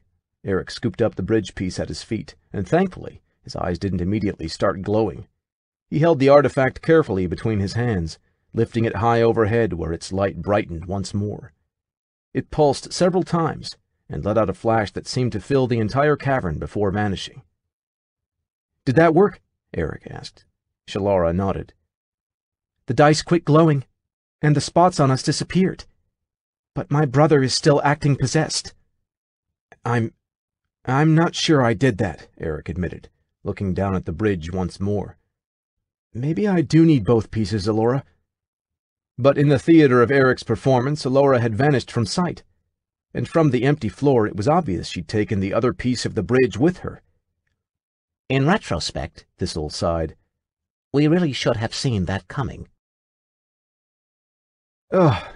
Russell's eyes fluttered open, and he realized two things immediately. One, he had a headache from his eyeballs to his asshole. Two, he'd passed out face first on the module and everyone was staring at him. "Hey, little brother, you back with us?" Sherry's voice came from inches away. She was hovering over him. As he tilted his head, he caught sight of the worry on her face and bit back a comment about giving him personal space. "Did someone bash me in the skull?" Russell asked, sitting up straight and looking toward the ceiling as the world tilted around him. "Much, much weirder than that," Bert said. "How much do you remember?" Though it hurt his head to do it, Russell tried to think back to what had happened before he woke up. They'd been playing the section in the treasury, and one of the NPCs had died saving everyone. Then the book said another had picked up the artifact, and it was all still there in his mind.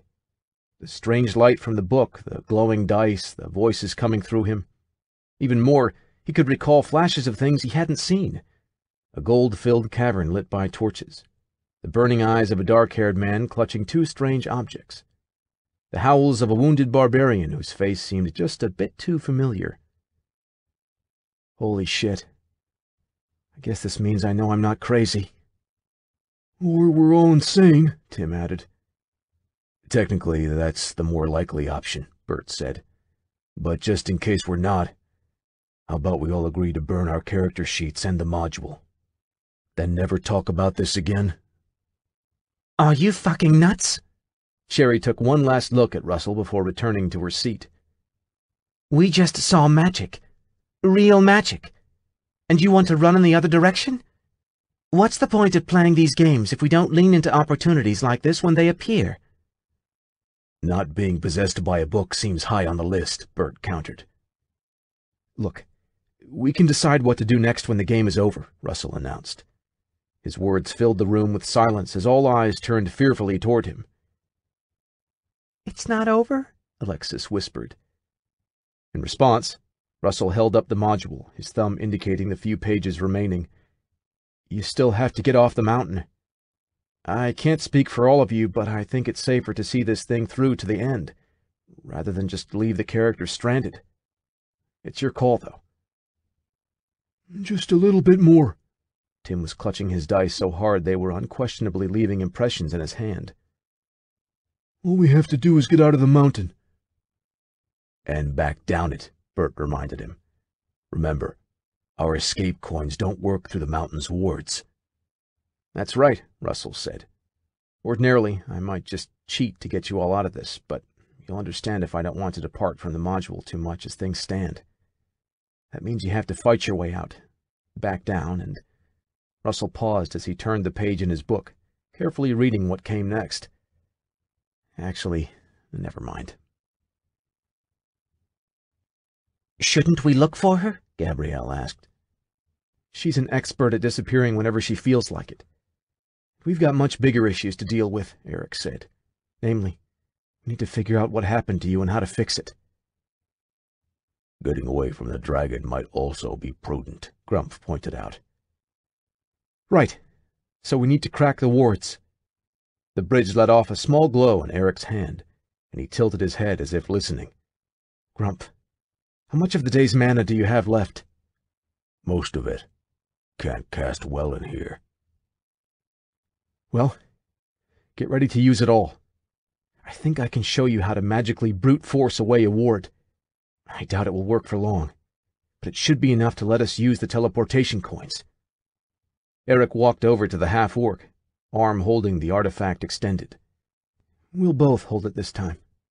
Don't ask me how, but I'm pretty sure I can keep it from overwhelming your mind at least long enough to get you the information.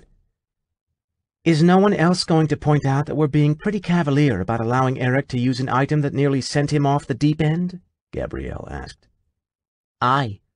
It's an issue we will absolutely have a long discussion about. Once we are no longer in the treasury of a dragon and trying to make off with his most prized possession, Thistle said. Gabrielle grumbled a bit, but voiced no more objection as she lifted her axe from the ground and sheathed it. Oddly, touching the shaft didn't burn her hands, nor did she feel the same stir in her mind. One more mystery to tackle once they were safe, or as safe as they could be, hauling around a magical artifact and an undead barbarian. Despite Eric's assurances, Grump still tensed as soon as his hand touched the bridge. His whole body seemed as though it would begin shaking at any moment. Then, just when Gabrielle was getting worried, Grump pulled his hand away. He was shaken, but seemed to be more or less all right. "You get it?" Eric asked. "Probably," Grump replied. He lifted his staff in the air and made a few test motions, clearly getting a feel for whatever he'd been shown. "Good. When you do it, we'll activate the coin and head back to Camnarael," Eric said. He looked to Shalara, who was still keeping a safe distance from him. "The ward will be temporarily broken for everyone, so if you'd rather not fight your way down a mountain, then you should use your coin as well." "Seeing as there's a pissed-off dragon overhead, I think we'll take you up on that," Shalara replied. "But there's not like a huge rush, is there?" "What do you mean?" Eric asked. "Well, we did defeat the golems, you know. And while you all might be happy with your weird artifact, the rest of us came here hoping to score some loot." Shalara spread her arms out, gesturing to the heaping piles of gold all around them. "Sort of seems like a shame not to help ourselves, especially since we know it's ill-gotten gains, so it doesn't even count as stealing." Eric looked to Gabrielle, who in turn looked to Thistle, who traded glances with Grumph and Timiskor before shrugging his small shoulders. They had all learned the value of gold and equipment, after all. And who knew what the challenges ahead of them were going to cost? 5 minutes to grab as much as we can, Thistle suggested. Shalara nodded, and exchanged a slapping of hands with her gnome friend. "Works for us." Agrit and Everett were in the heat of battle, throwing magic and attacking Rathgan in earnest. Elora contemplated telling them goodbye and that she'd elected not to finish out the contract, but they seemed pretty busy. It would be rude, really, to disturb them while they battled an elder dragon. Instead, she easily snuck past them in the chaos. If they survived, she tried to slip them the antidote to her poison once they were back in town, assuming she had time and remembered. Something told her that the next few weeks would be quite busy, though.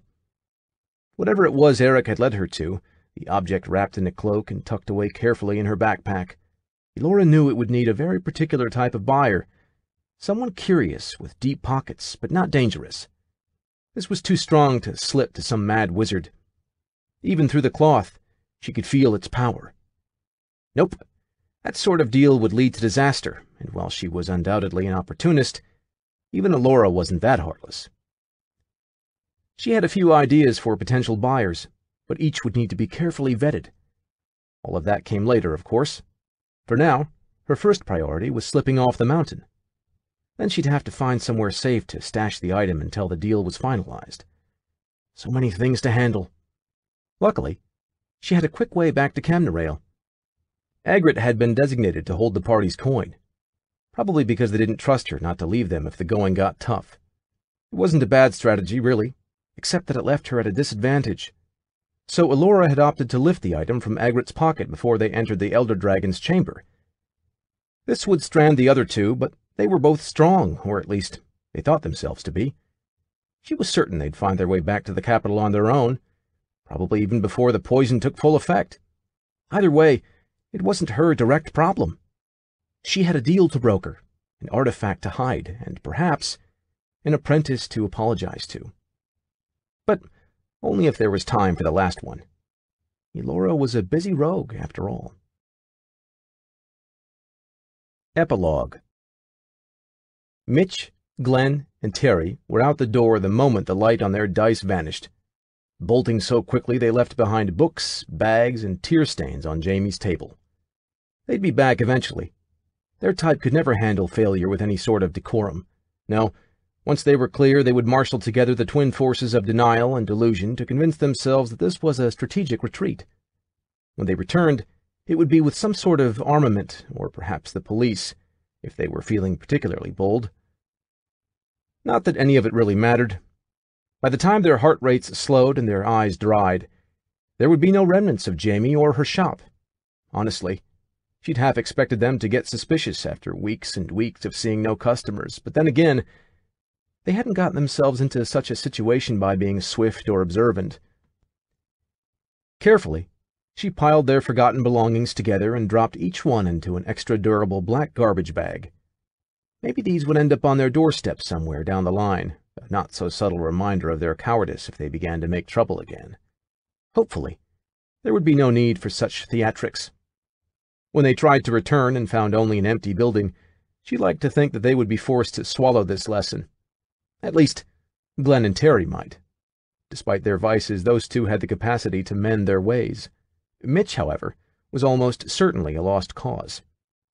But she tried, so her conscience was clear. When the last garbage bag was thoroughly tied, Jamie left it on the floor and headed into the back. She wasn't on cleanup duty. There were other resources for that. No, an employee with her talent was always needed somewhere more important. Broken Bridge Publishing was a small company by both design and necessity, which meant that people like Jamie faced an almost Sisyphean task in terms of clearing their to-do lists. Well, she'd known what the job was when she signed on. In the back room there was precious little, and all of it would be gone within the hour. The mini-fridge stocked with drinks, the card table, and the microwave that served as a kitchen, and, of course, Jamie's makeup station. All manner of props were housed in the custom-made trunk that folded out into a prep area, including a multicolored wig, false nose ring, and a bounty of eye makeup that would have been very familiar to Russell and Sherry. Jamie wondered how those two were doing as she methodically stowed her props and tools. The similarity between them and the characters in Rathgan's treasury hadn't escaped her notice. It was going to be an interesting debrief. There were no questions about that. The number of candidates was shrinking, so having a group make contact with the bridge directly was no small event. That alone wouldn't be enough, however. The pace was picking up, but there was still so much left to be done. Including Rathgan's piece of the bridge, just over 10 pieces had been accounted for, and there was still the matter of recovering the shard the rogue had stolen, although thankfully they had just the resource for that task. No, Russell and Sherry were hardly guaranteed anything, yet Jamie found herself cheering for them a bit all the same. Hopefully, they made it to the next step, if not all the way. With her trunk packed, Jamie wheeled out the back door to her bland sedan, chosen specifically for how unremarkable it was, and slid it into the back seat. Moments later, her keys were in the ignition. She was out on the street just in time to see the silhouettes of people entering her shop.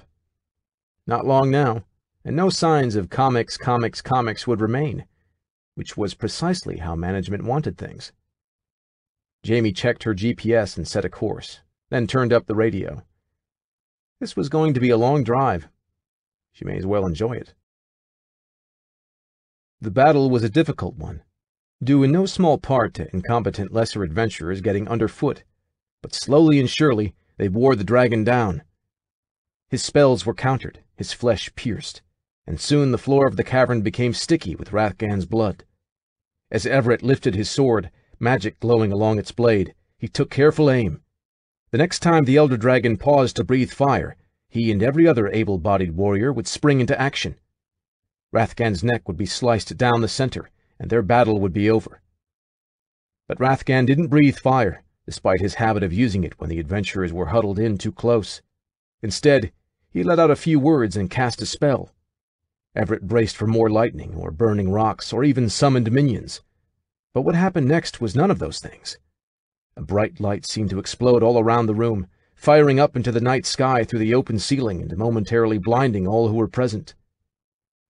When vision finally returned to Everett's eyes, accompanied by flickering black spots, Rathgan was nowhere to be seen. A cheer rose from the adventurers, confused at first, but growing more confident with every passing moment. The dragon must have fled, using the light as a distraction. By all accounts, they'd won the day, and proven that Alcatham would not take attacks without fighting back. Personally, Everett found the whole thing left him with a bad taste in his mouth, as well as a pain in his stomach. All that effort, and he wouldn't even have the pleasure of seeing the dragon lying dead at his feet. It was downright disappointing after the thrill of a true battle. Still, at least a fleeing adversary couldn't defend his treasure, so Everett was certain he'd be able to take some comfort in Rathgan's gold once they found it. Everett headed over to Agrit, passing a broad-shouldered warrior in armor styled like metal scales who was curiously unharmed, shaking his head as he reached the sorcerer. "He fled! Can you believe it?" Agrit let out a small, dark laugh, more for himself than Everett. "Of course I can. Dragons are intelligent beings. What creature do you know of that would allow itself to be killed when fleeing was an option?" "One with a bit of guts," Everett spat, his saliva pink from the blood in his mouth. It hadn't been the worst fight of his life. However, he'd hardly gotten through it unscathed. "Speaking of cowards, where's the rogue?" "Vanished, as far as I can tell," Agrit replied. "Probably among the dead, or perhaps she simply turned tail and fled at the sight of Rathgan's true form." "Either way suits me fine. Saves us the trouble of aggressive renegotiation." Everett and Agrit had already agreed that, while the rogue was certainly useful on this quest, neither was willing to give up a genuine share of their take. It was a matter they'd planned to sort out with Alora once she was no longer of use, but it seemed she dealt with that burden by fleeing. From across the cavern, yells rose up as the others uncovered a secret passage hidden by an illusory wall. Everett noticed the large man in the scale armor stepping through ahead of the others, somehow cutting aside the illusion like it wasn't even there. He stopped after a few steps, looking back at the rest of the adventurers gathered nearby and saying something Everett was too far away to hear. "He wants them all to wait while he checks for traps," Agrit said. Lip-reading was a skill he'd picked up ages ago and took great pride in using freely. "With that armor? Unlikely. He just wants to get first pick of the treasure," Everett replied. Agrit was a few steps behind as they began moving, easily shoving the other adventurers aside as they forced their way through the crowd and into the hidden tunnel. Some protested, but Everett silenced them with a quick bash of his shield. This was not the time to fuss with lesser beings. There was someone trying to help himself to treasure that rightfully belonged to Everett and Agrit, a sin that could not be allowed to pass. They were nearly there when they heard the roar. It came from up ahead, and after the battle they'd fought, it was impossible to mistake the sound as anything but a dragon. And it sounded furious. Everett pulled his sword free and looked to Agrit, whose own staff was already in hand. They could hear the others' pounding footsteps from behind, but didn't wait for backup. Plunging ahead, they took the next corner, darting past a familiar-looking pair of gold doors and racing headlong into an empty cavern. There was nothing but torches on the walls, no gold, no jewels, no magical items, not even the man who'd come ahead of them. The only item Everett could spy was a broken stone pedestal in the far end of the room, little more than rubble and hardly worth taking. "Where's all the treasure?"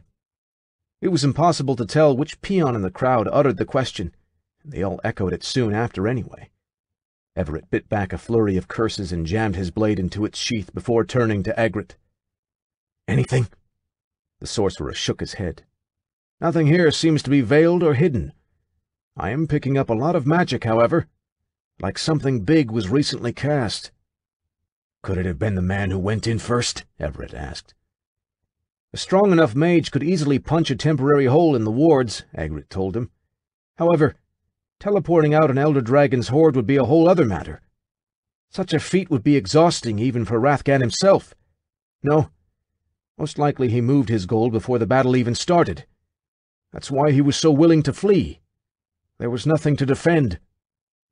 Everett let out a harsh scream as he drove his metal boot into a nearby rock. Damn it! All that and no treasure?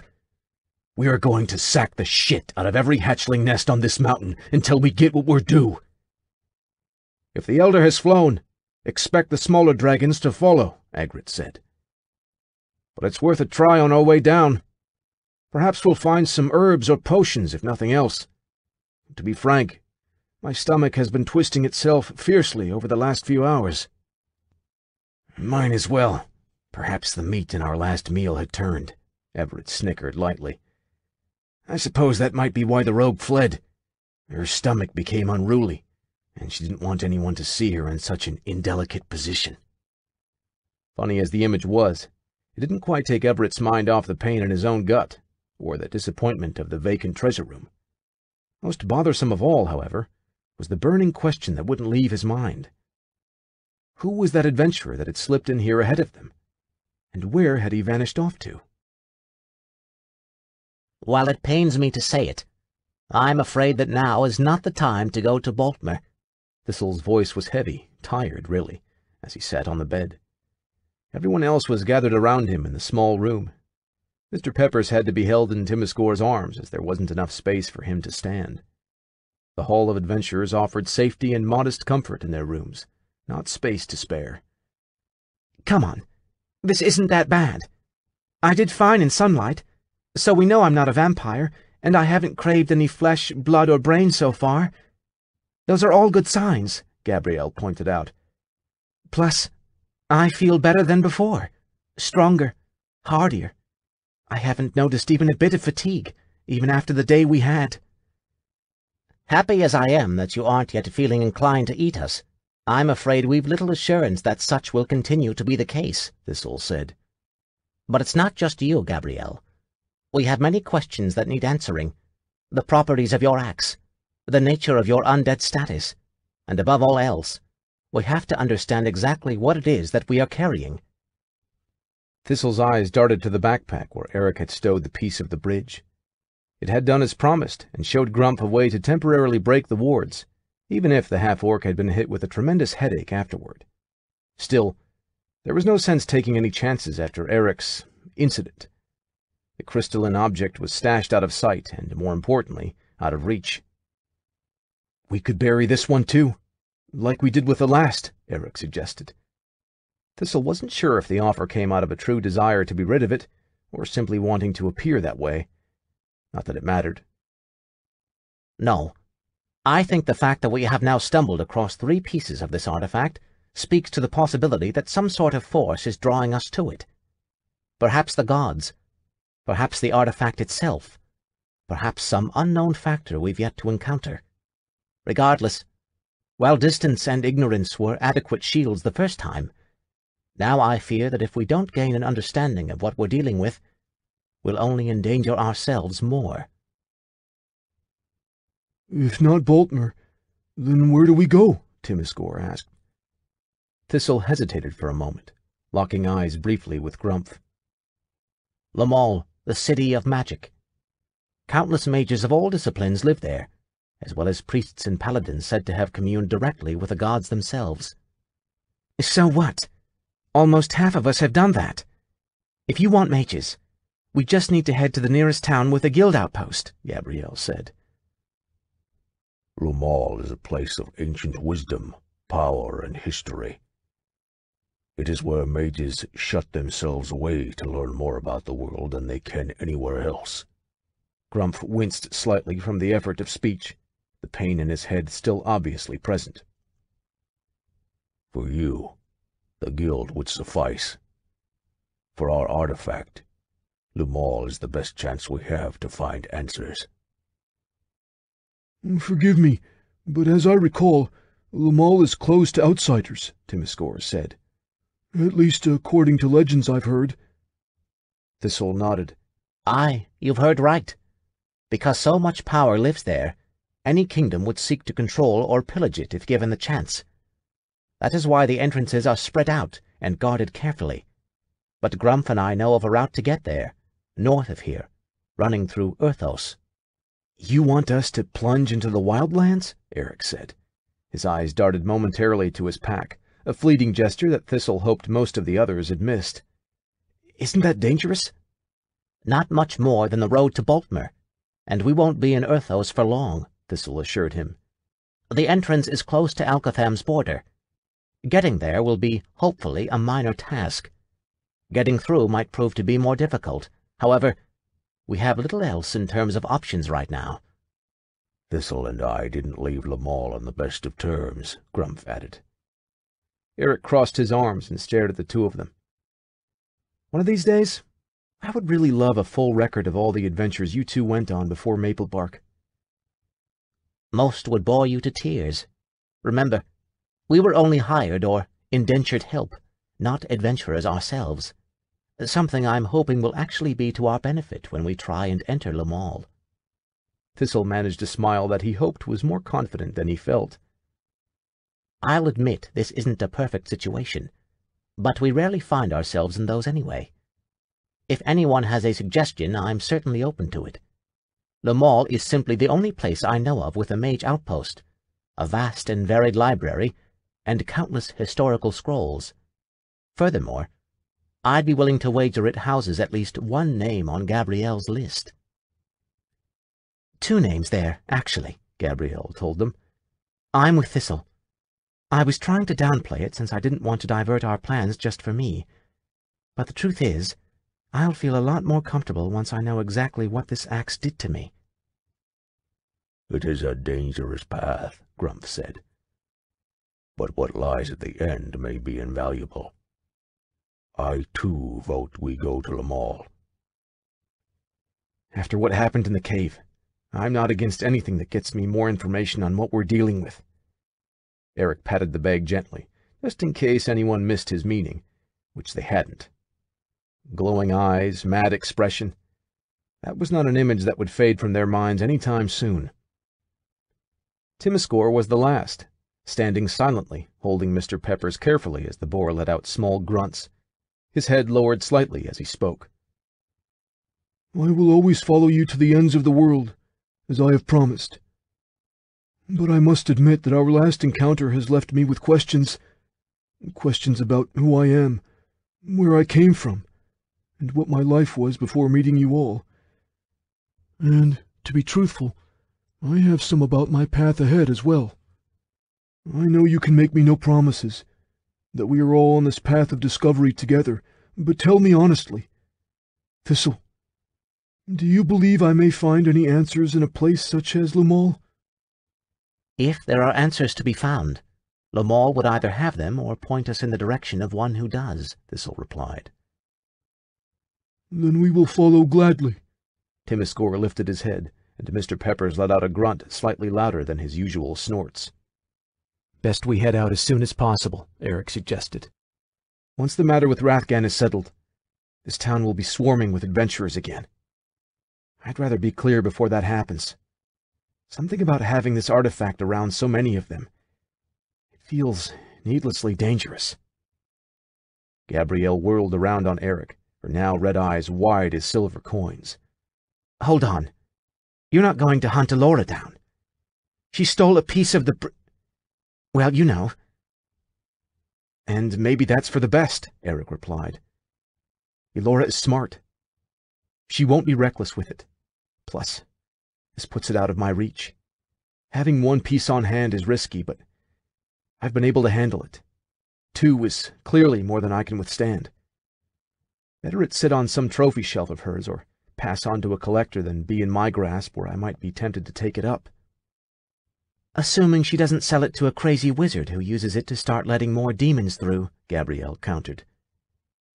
"Elora, for all her many faults, is not outright evil," Thistle said. "And given your situation, we don't have time to hang around, searching for her in vain, especially not when the adventurers will be returning. Some of them are bound to have very firm opinions about the undead, intelligent or not." Gabrielle's mouth slowly closed, her next argument bitten back. She knew that if a fight came, her friends would stand with her, even if it meant they fell too. Getting clear of Camnarael was the safest move, not just for her, but for the entire party. She reached down and grabbed her satchel of containment, pulling out a few of the many gold coins she'd taken from Rathgan's hoard. I guess there's nothing left to do but pack and buy some provisions for the road. Anyone know if I need a different kind of healing potion now that I'm undead? Maybe we should just walk away. Bert was calmer than he had been before. Not that that was a terribly high bar to hit, comparatively. The group was sitting at the same table in Russell and Sherry's parents' dining room where they'd been playing for weeks. However, this time, things were different. There were no dice, books, maps, or any sort of gaming implement present. Alexis had even left her phone, on which she'd installed a dice roller app, in the kitchen. After getting their characters loaded with gold and off the mountain, they'd gone to the Hall of Adventurers, booked rooms, and declared that everyone went right to bed. There was no more strangeness during the session. Not that they'd been hungry for it. What they'd experienced was more than enough for one day. Do you mean quit gaming entirely, or just spells, swords, and stealth? Tim asked. I mean the modules that Russell is using, Bert replied. The first time this happened was when you all were playing one of these, right? And the last adventure was fun. But apparently we've been carting around some sort of uber-powerful item that can, and I hate myself for saying this out loud, somehow impact the real world. Then all this goes down, and well, tell me it's a coincidence that it's only happening to us, and maybe anyone else playing the rare modules Russell keeps bringing to the table.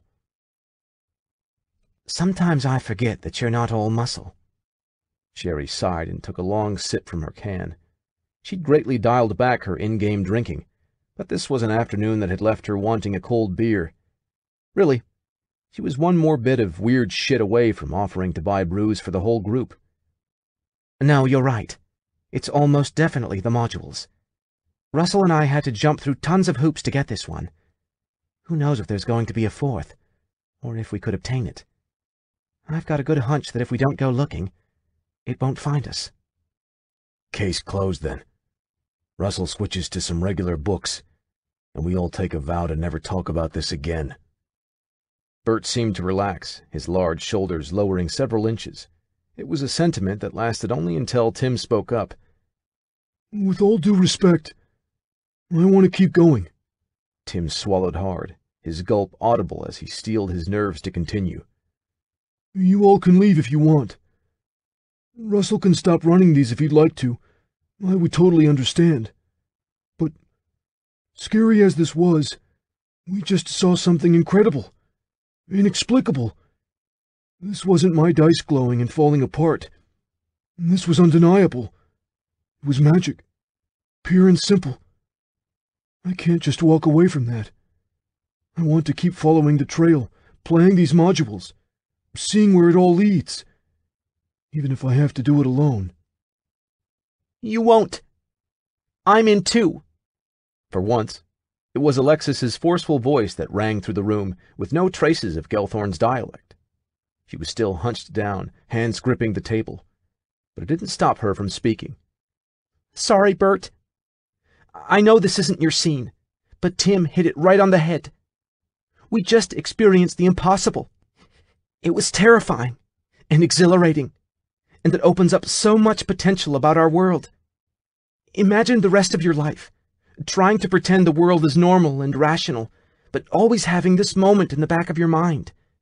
To me, that's a lot scarier than anything we saw. Bert stared at her for several minutes before shifting his gaze to Sherry.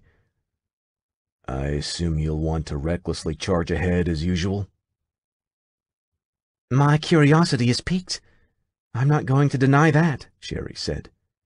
Then again, I also just watched my sibling get straight up possessed by a book, so I'm less gung-ho than you might expect. But at the end of the day, this is Russell's game. I joined for him. If he wants to keep going, even after what he experienced, then I'll be there to watch his back.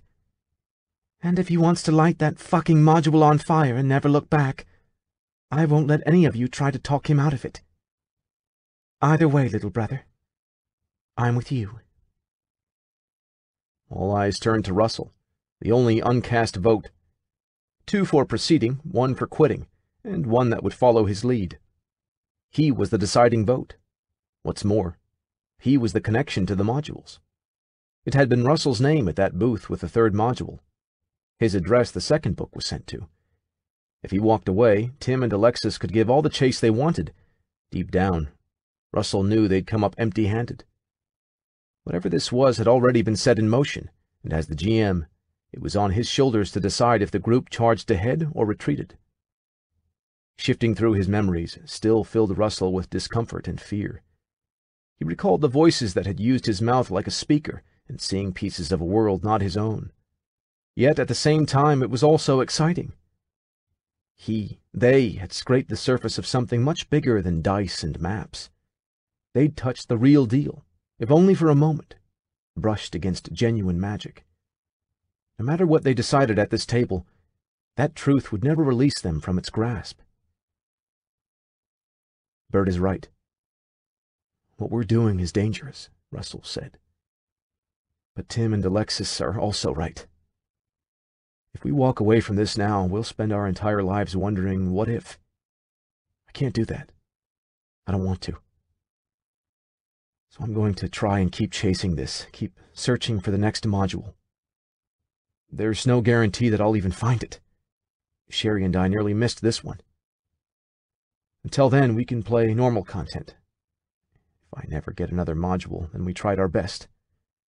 If I do, well, no one who doesn't want to play should feel like they have to. I can respect that, Bert told him. And I appreciate the out, but I can't bail on Alexis. We grew up together. If she's in, then I'm in. Assuming you can find the module anyway. Easier said than done, Sherry grumbled. Broken Bridge is not an easy company to get information on. Russell's not kidding. 15 minutes later to that con, and we'd have ended up empty-handed. Tim coughed slightly and sat up a little straighter in his chair. You're forgetting something, Sherry. Last time, you and Russell were trying to do all of this by yourselves. Now you've got all of us to help, too. Hear, hear, Alexis said, a smile visible even on her down-turned face. Bert glanced down at the near-empty beer bottle in Sherry's hand. Can I get one of those when you refill? I've got ID if you need to see it. Come on. We're on a perilous quest to court danger and magic together. I trust you, Sherry said. I mean, at this point, I pretty much have to. We're a party, after all. The whistle was low and delicate as she examined the artifact. A pair of hands moved closer but never quite touched its smooth crystal surface. This is a strange one. Very abnormal, yet so potent you can almost taste it. Where did you say you found this again? I didn't, Elora replied. The room they were in was heavily fortified, hidden deep beneath Camnarael and tucked away behind vastly more impressive security than what she'd made Eric get past. Ordinarily, Elora would have only used this first meeting to discuss terms, and she certainly wouldn't have brought the goods along with her. But this buyer merited special circumstances. She wasn't the type to burn a fruitful relationship for one score, and would never buy anything without personal inspection.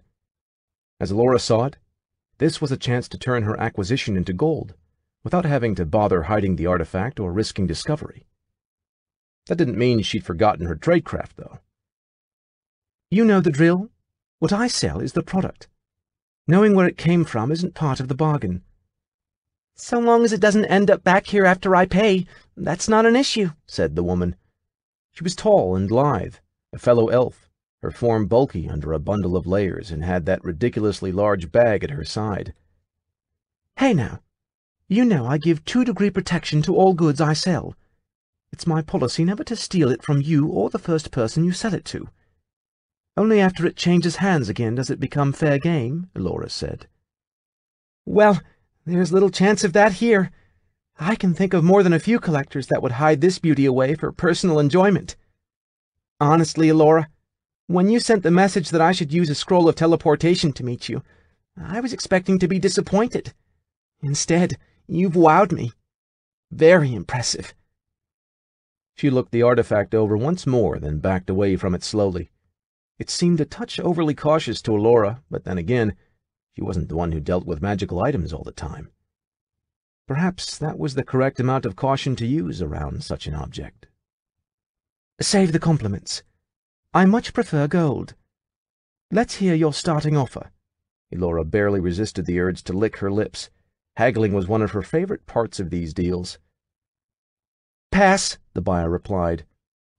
I'll let you open up the arrangement by telling me how much you want. And just remember, if you name an amount and I agree to it, trying to change it afterward counts as backing out of a deal. You know my policy on that matter. Smart. She knew Elora wasn't certain how much the artifact was worth, so she was trying to force the rogue to lowball herself. It was a tactic that might have worked on someone less experienced, but Elora knew the depth of the pockets this buyer represented. She had no qualms about naming a ludicrous sum, even if it made her look silly. Pride was a thing to be considered after one had the gold in hand. Fine then. Let's open up at 500,000 gold. Done. Elora's mouth hung open, ready to commence the usual arguing and battle that came with these discussions, but her train of thought was entirely halted by the single word. I'm sorry, did you say done? Yes, I accept the offer. 500,000 gold in exchange for allowing me to take immediate possession of the artifact. Do you want the sum transferred to the Hall of Adventurers, or would you prefer the coin in hand? She flipped open the side of her bag, and Elora wondered if the woman had really come with that much money just for the meeting. Deposited is fine, Elora said, mind still numb from the shock. 500,000 gold. Coins that are real and will be accepted across the kingdoms. I can have them here within the hour, she said. What's more, if you find any more of these, I'll be happy to pay you the same amount, no questions asked. Elora finally kicked herself back into gear, shaking off the surprise and returning to bargaining mode. I'm sure you would, but I think we'll be reaching a new price next time. Given how easily you agreed to that number, something tells me you'll get far more than 500,000 gold for this. I'll honor the deal. You met my price, and fair is fair. Just be ready to pay more next time. The trader smiled, a charming grin carefully practiced and controlled. Elora saw more than just the cheerful trader in that smirk. There was also danger and wisdom, a sliver of warning right in plain sight. If you find another one of these, then I look forward to it. You know, don't you, what this really is? Elora asked. All I supply is the gold, Elora. If you want answers, you'll need to pay a fair sum of it back to me. Suppose I should have expected as much. She sighed and paid one last look at the strange artifact. 500,000 for a single piece of it, and she could probably get double for the next. But that might strain things with Eric a bit more than was strictly needed.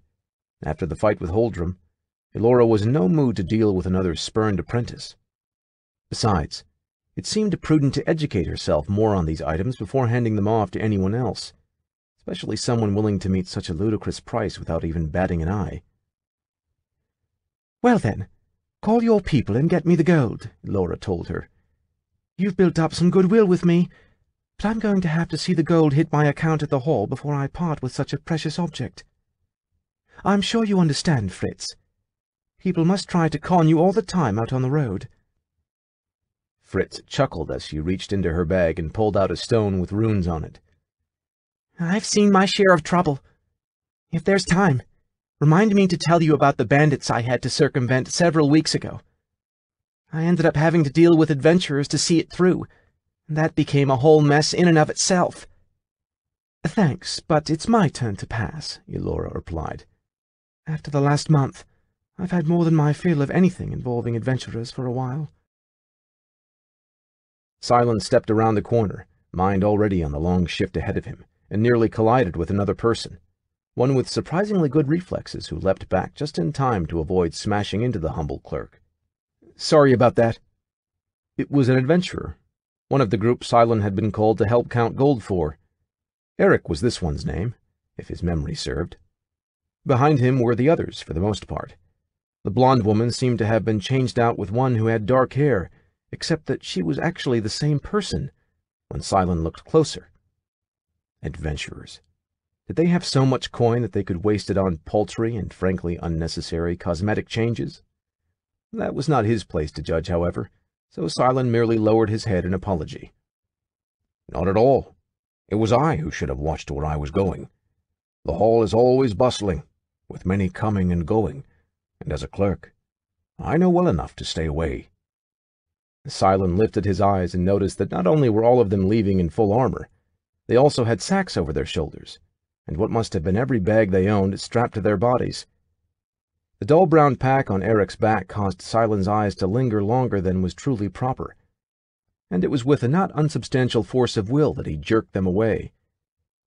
I'm pleased to see you all survive the grand quest, but it seems you're already off on another adventure. We left the grand quest a little early, Eric said. Dragons are dangerous creatures, and we weren't up to the task of taking on an elder one, so we've decided it's time to hit the road and seek our fortunes elsewhere.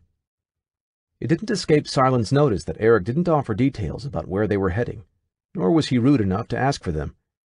The life of an adventurer was wild and varied. Such secrecy was woven into their inscrutable nature. Can't linger, I'm afraid, Eric continued. We're hoping to be saddled and on the road by morning. Thanks for putting up with us, Silent. I'm sure we were needlessly troublesome in our ignorance. He offered his hand out to shake, and Silent reached forward to accept it. Think nothing of it, sir. His hold closed around Eric's, and for an instant, the whole world spun. It was fleeting, a sharp mental discomfort that vanished so quickly it may as well have been imagined. Silent blinked and realized he was staring at the backpack again. Ignorance is at least unintentional, which is a dozen steps above the rudeness I so often encounter. Eric laughed, which was when Silent realized what he'd actually said. That was wildly improper, something he'd barely say to a fellow clerk, let alone an adventurer. But it was done. Eric's smile lingered even as he released Silent's hand. Next time we come through town, I hope you're our clerk. With that, Eric moved to join his friends, who were already heading toward the stables. Silent stood there for several more seconds, flexing his hand and trying to get his mind right after such a colossal slip-up. Except, was it really such a mistake? Adventurers were often utter asses to him and his co-workers. What did it matter if he spoke the truth of that? It wasn't as though they'd stopped using the hall. This was where almost all the quests in Alcatham were gathered. If anything, they needed him far more than he needed them. He wandered into the hall, past the staircase where an elf with an oversized bag was ascending past the guards, through the employee entrance near the rear and into the back. Silence stopped, however, in the room that hosted a large board featuring open quests. These were the calibration quests that were always open, left on display for all clerks to memorize so they could quickly walk new adventurers through whatever options were currently available. Silent was still staring at the board several minutes later when Delsip wandered in. The gnome stared at him curiously, waiting for a greeting, then seemed to give up and head for the door. Silent barely recognized the voice that called out, even though it was his own. Delsip, how much gold do you need to start that restaurant you want to open? Counting what I've saved so far, I'm probably still around 100 short, Delsip replied. With any luck and a few bonuses, I might have enough in 5 more years. I'm around 90 short, Silent said, eyes still locked on the board. 90 gold between me and learning from an established alchemist. At least another 5 years of my life. Probably more, since I'm not as frugal as you. That's how long it would take us to save up for our dreams. Or... He didn't finish, not with words. Instead, Silent walked over to the board and motioned to one of the quests. It demanded water from a stream that only appeared during full moons and was said to be guarded by nixies. Right there was the going rate. 100 gold per glass jar filled to the brim. What about it? Delsip asked. We know this quest, Delsip. We've had countless adventurers bring us those jars. We've listened to them tell rambling tales about how they managed the feat. We know the safest routes to take, the right precautions to stay unnoticed by Nixies, even where to get the sturdiest jars. Why not just go out there on the next full moon? 5 jars, and we'd have enough to start our lives with plenty of extra in case things go awry. But we can't do that, Delsop said. Adventurers go on quests. You and I are clerks. Nothing more. Silon raced over to Delsop, clapping him gently on the shoulder. For a split second, the gnome's eyes lost focus, yet when they cleared, they housed more ferocity than Silon had ever seen in his friend. Why not? Why are we sitting here, toiling away at jobs we barely care about, when we could be living our dreams? Any day in this kingdom could take our lives. Why not gamble them once on a night that could brighten all the rest of our days? I don't know. I can't seem to think of any reason we shouldn't. Delsop blinked, glancing over at the board with the same expression Silon had worn moments prior. You're right. To hell with 5 more years. In 5 more days we could be rich. How did we never think of this before, Silon? Where on earth is this coming from? Honestly, I haven't the faintest idea, Silon admitted. He released his friend's shoulder, eyes turning once more toward the board that held their future. But I must say, I rather like it. I'm going to miss the food here. Eric looked wistfully back toward the Hall of Adventurers until Thistle climbed aboard his own horse and blocked the view. Amen, Grump agreed. His headache had either subsided, or he'd gotten better at hiding the symptoms of it. With his natural stoicism, the difference was hard to determine. It was delicious.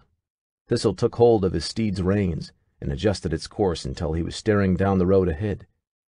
It had been with great relief and a small amount of surprise that they had returned to find their horses awaiting them at the hall. The mercenaries had demanded quite a sum for taking care of the mounts, and it had turned out to be gold extremely well spent. But Lamal has some exceptional culinary options as well. Why didn't you lead with that back in the room?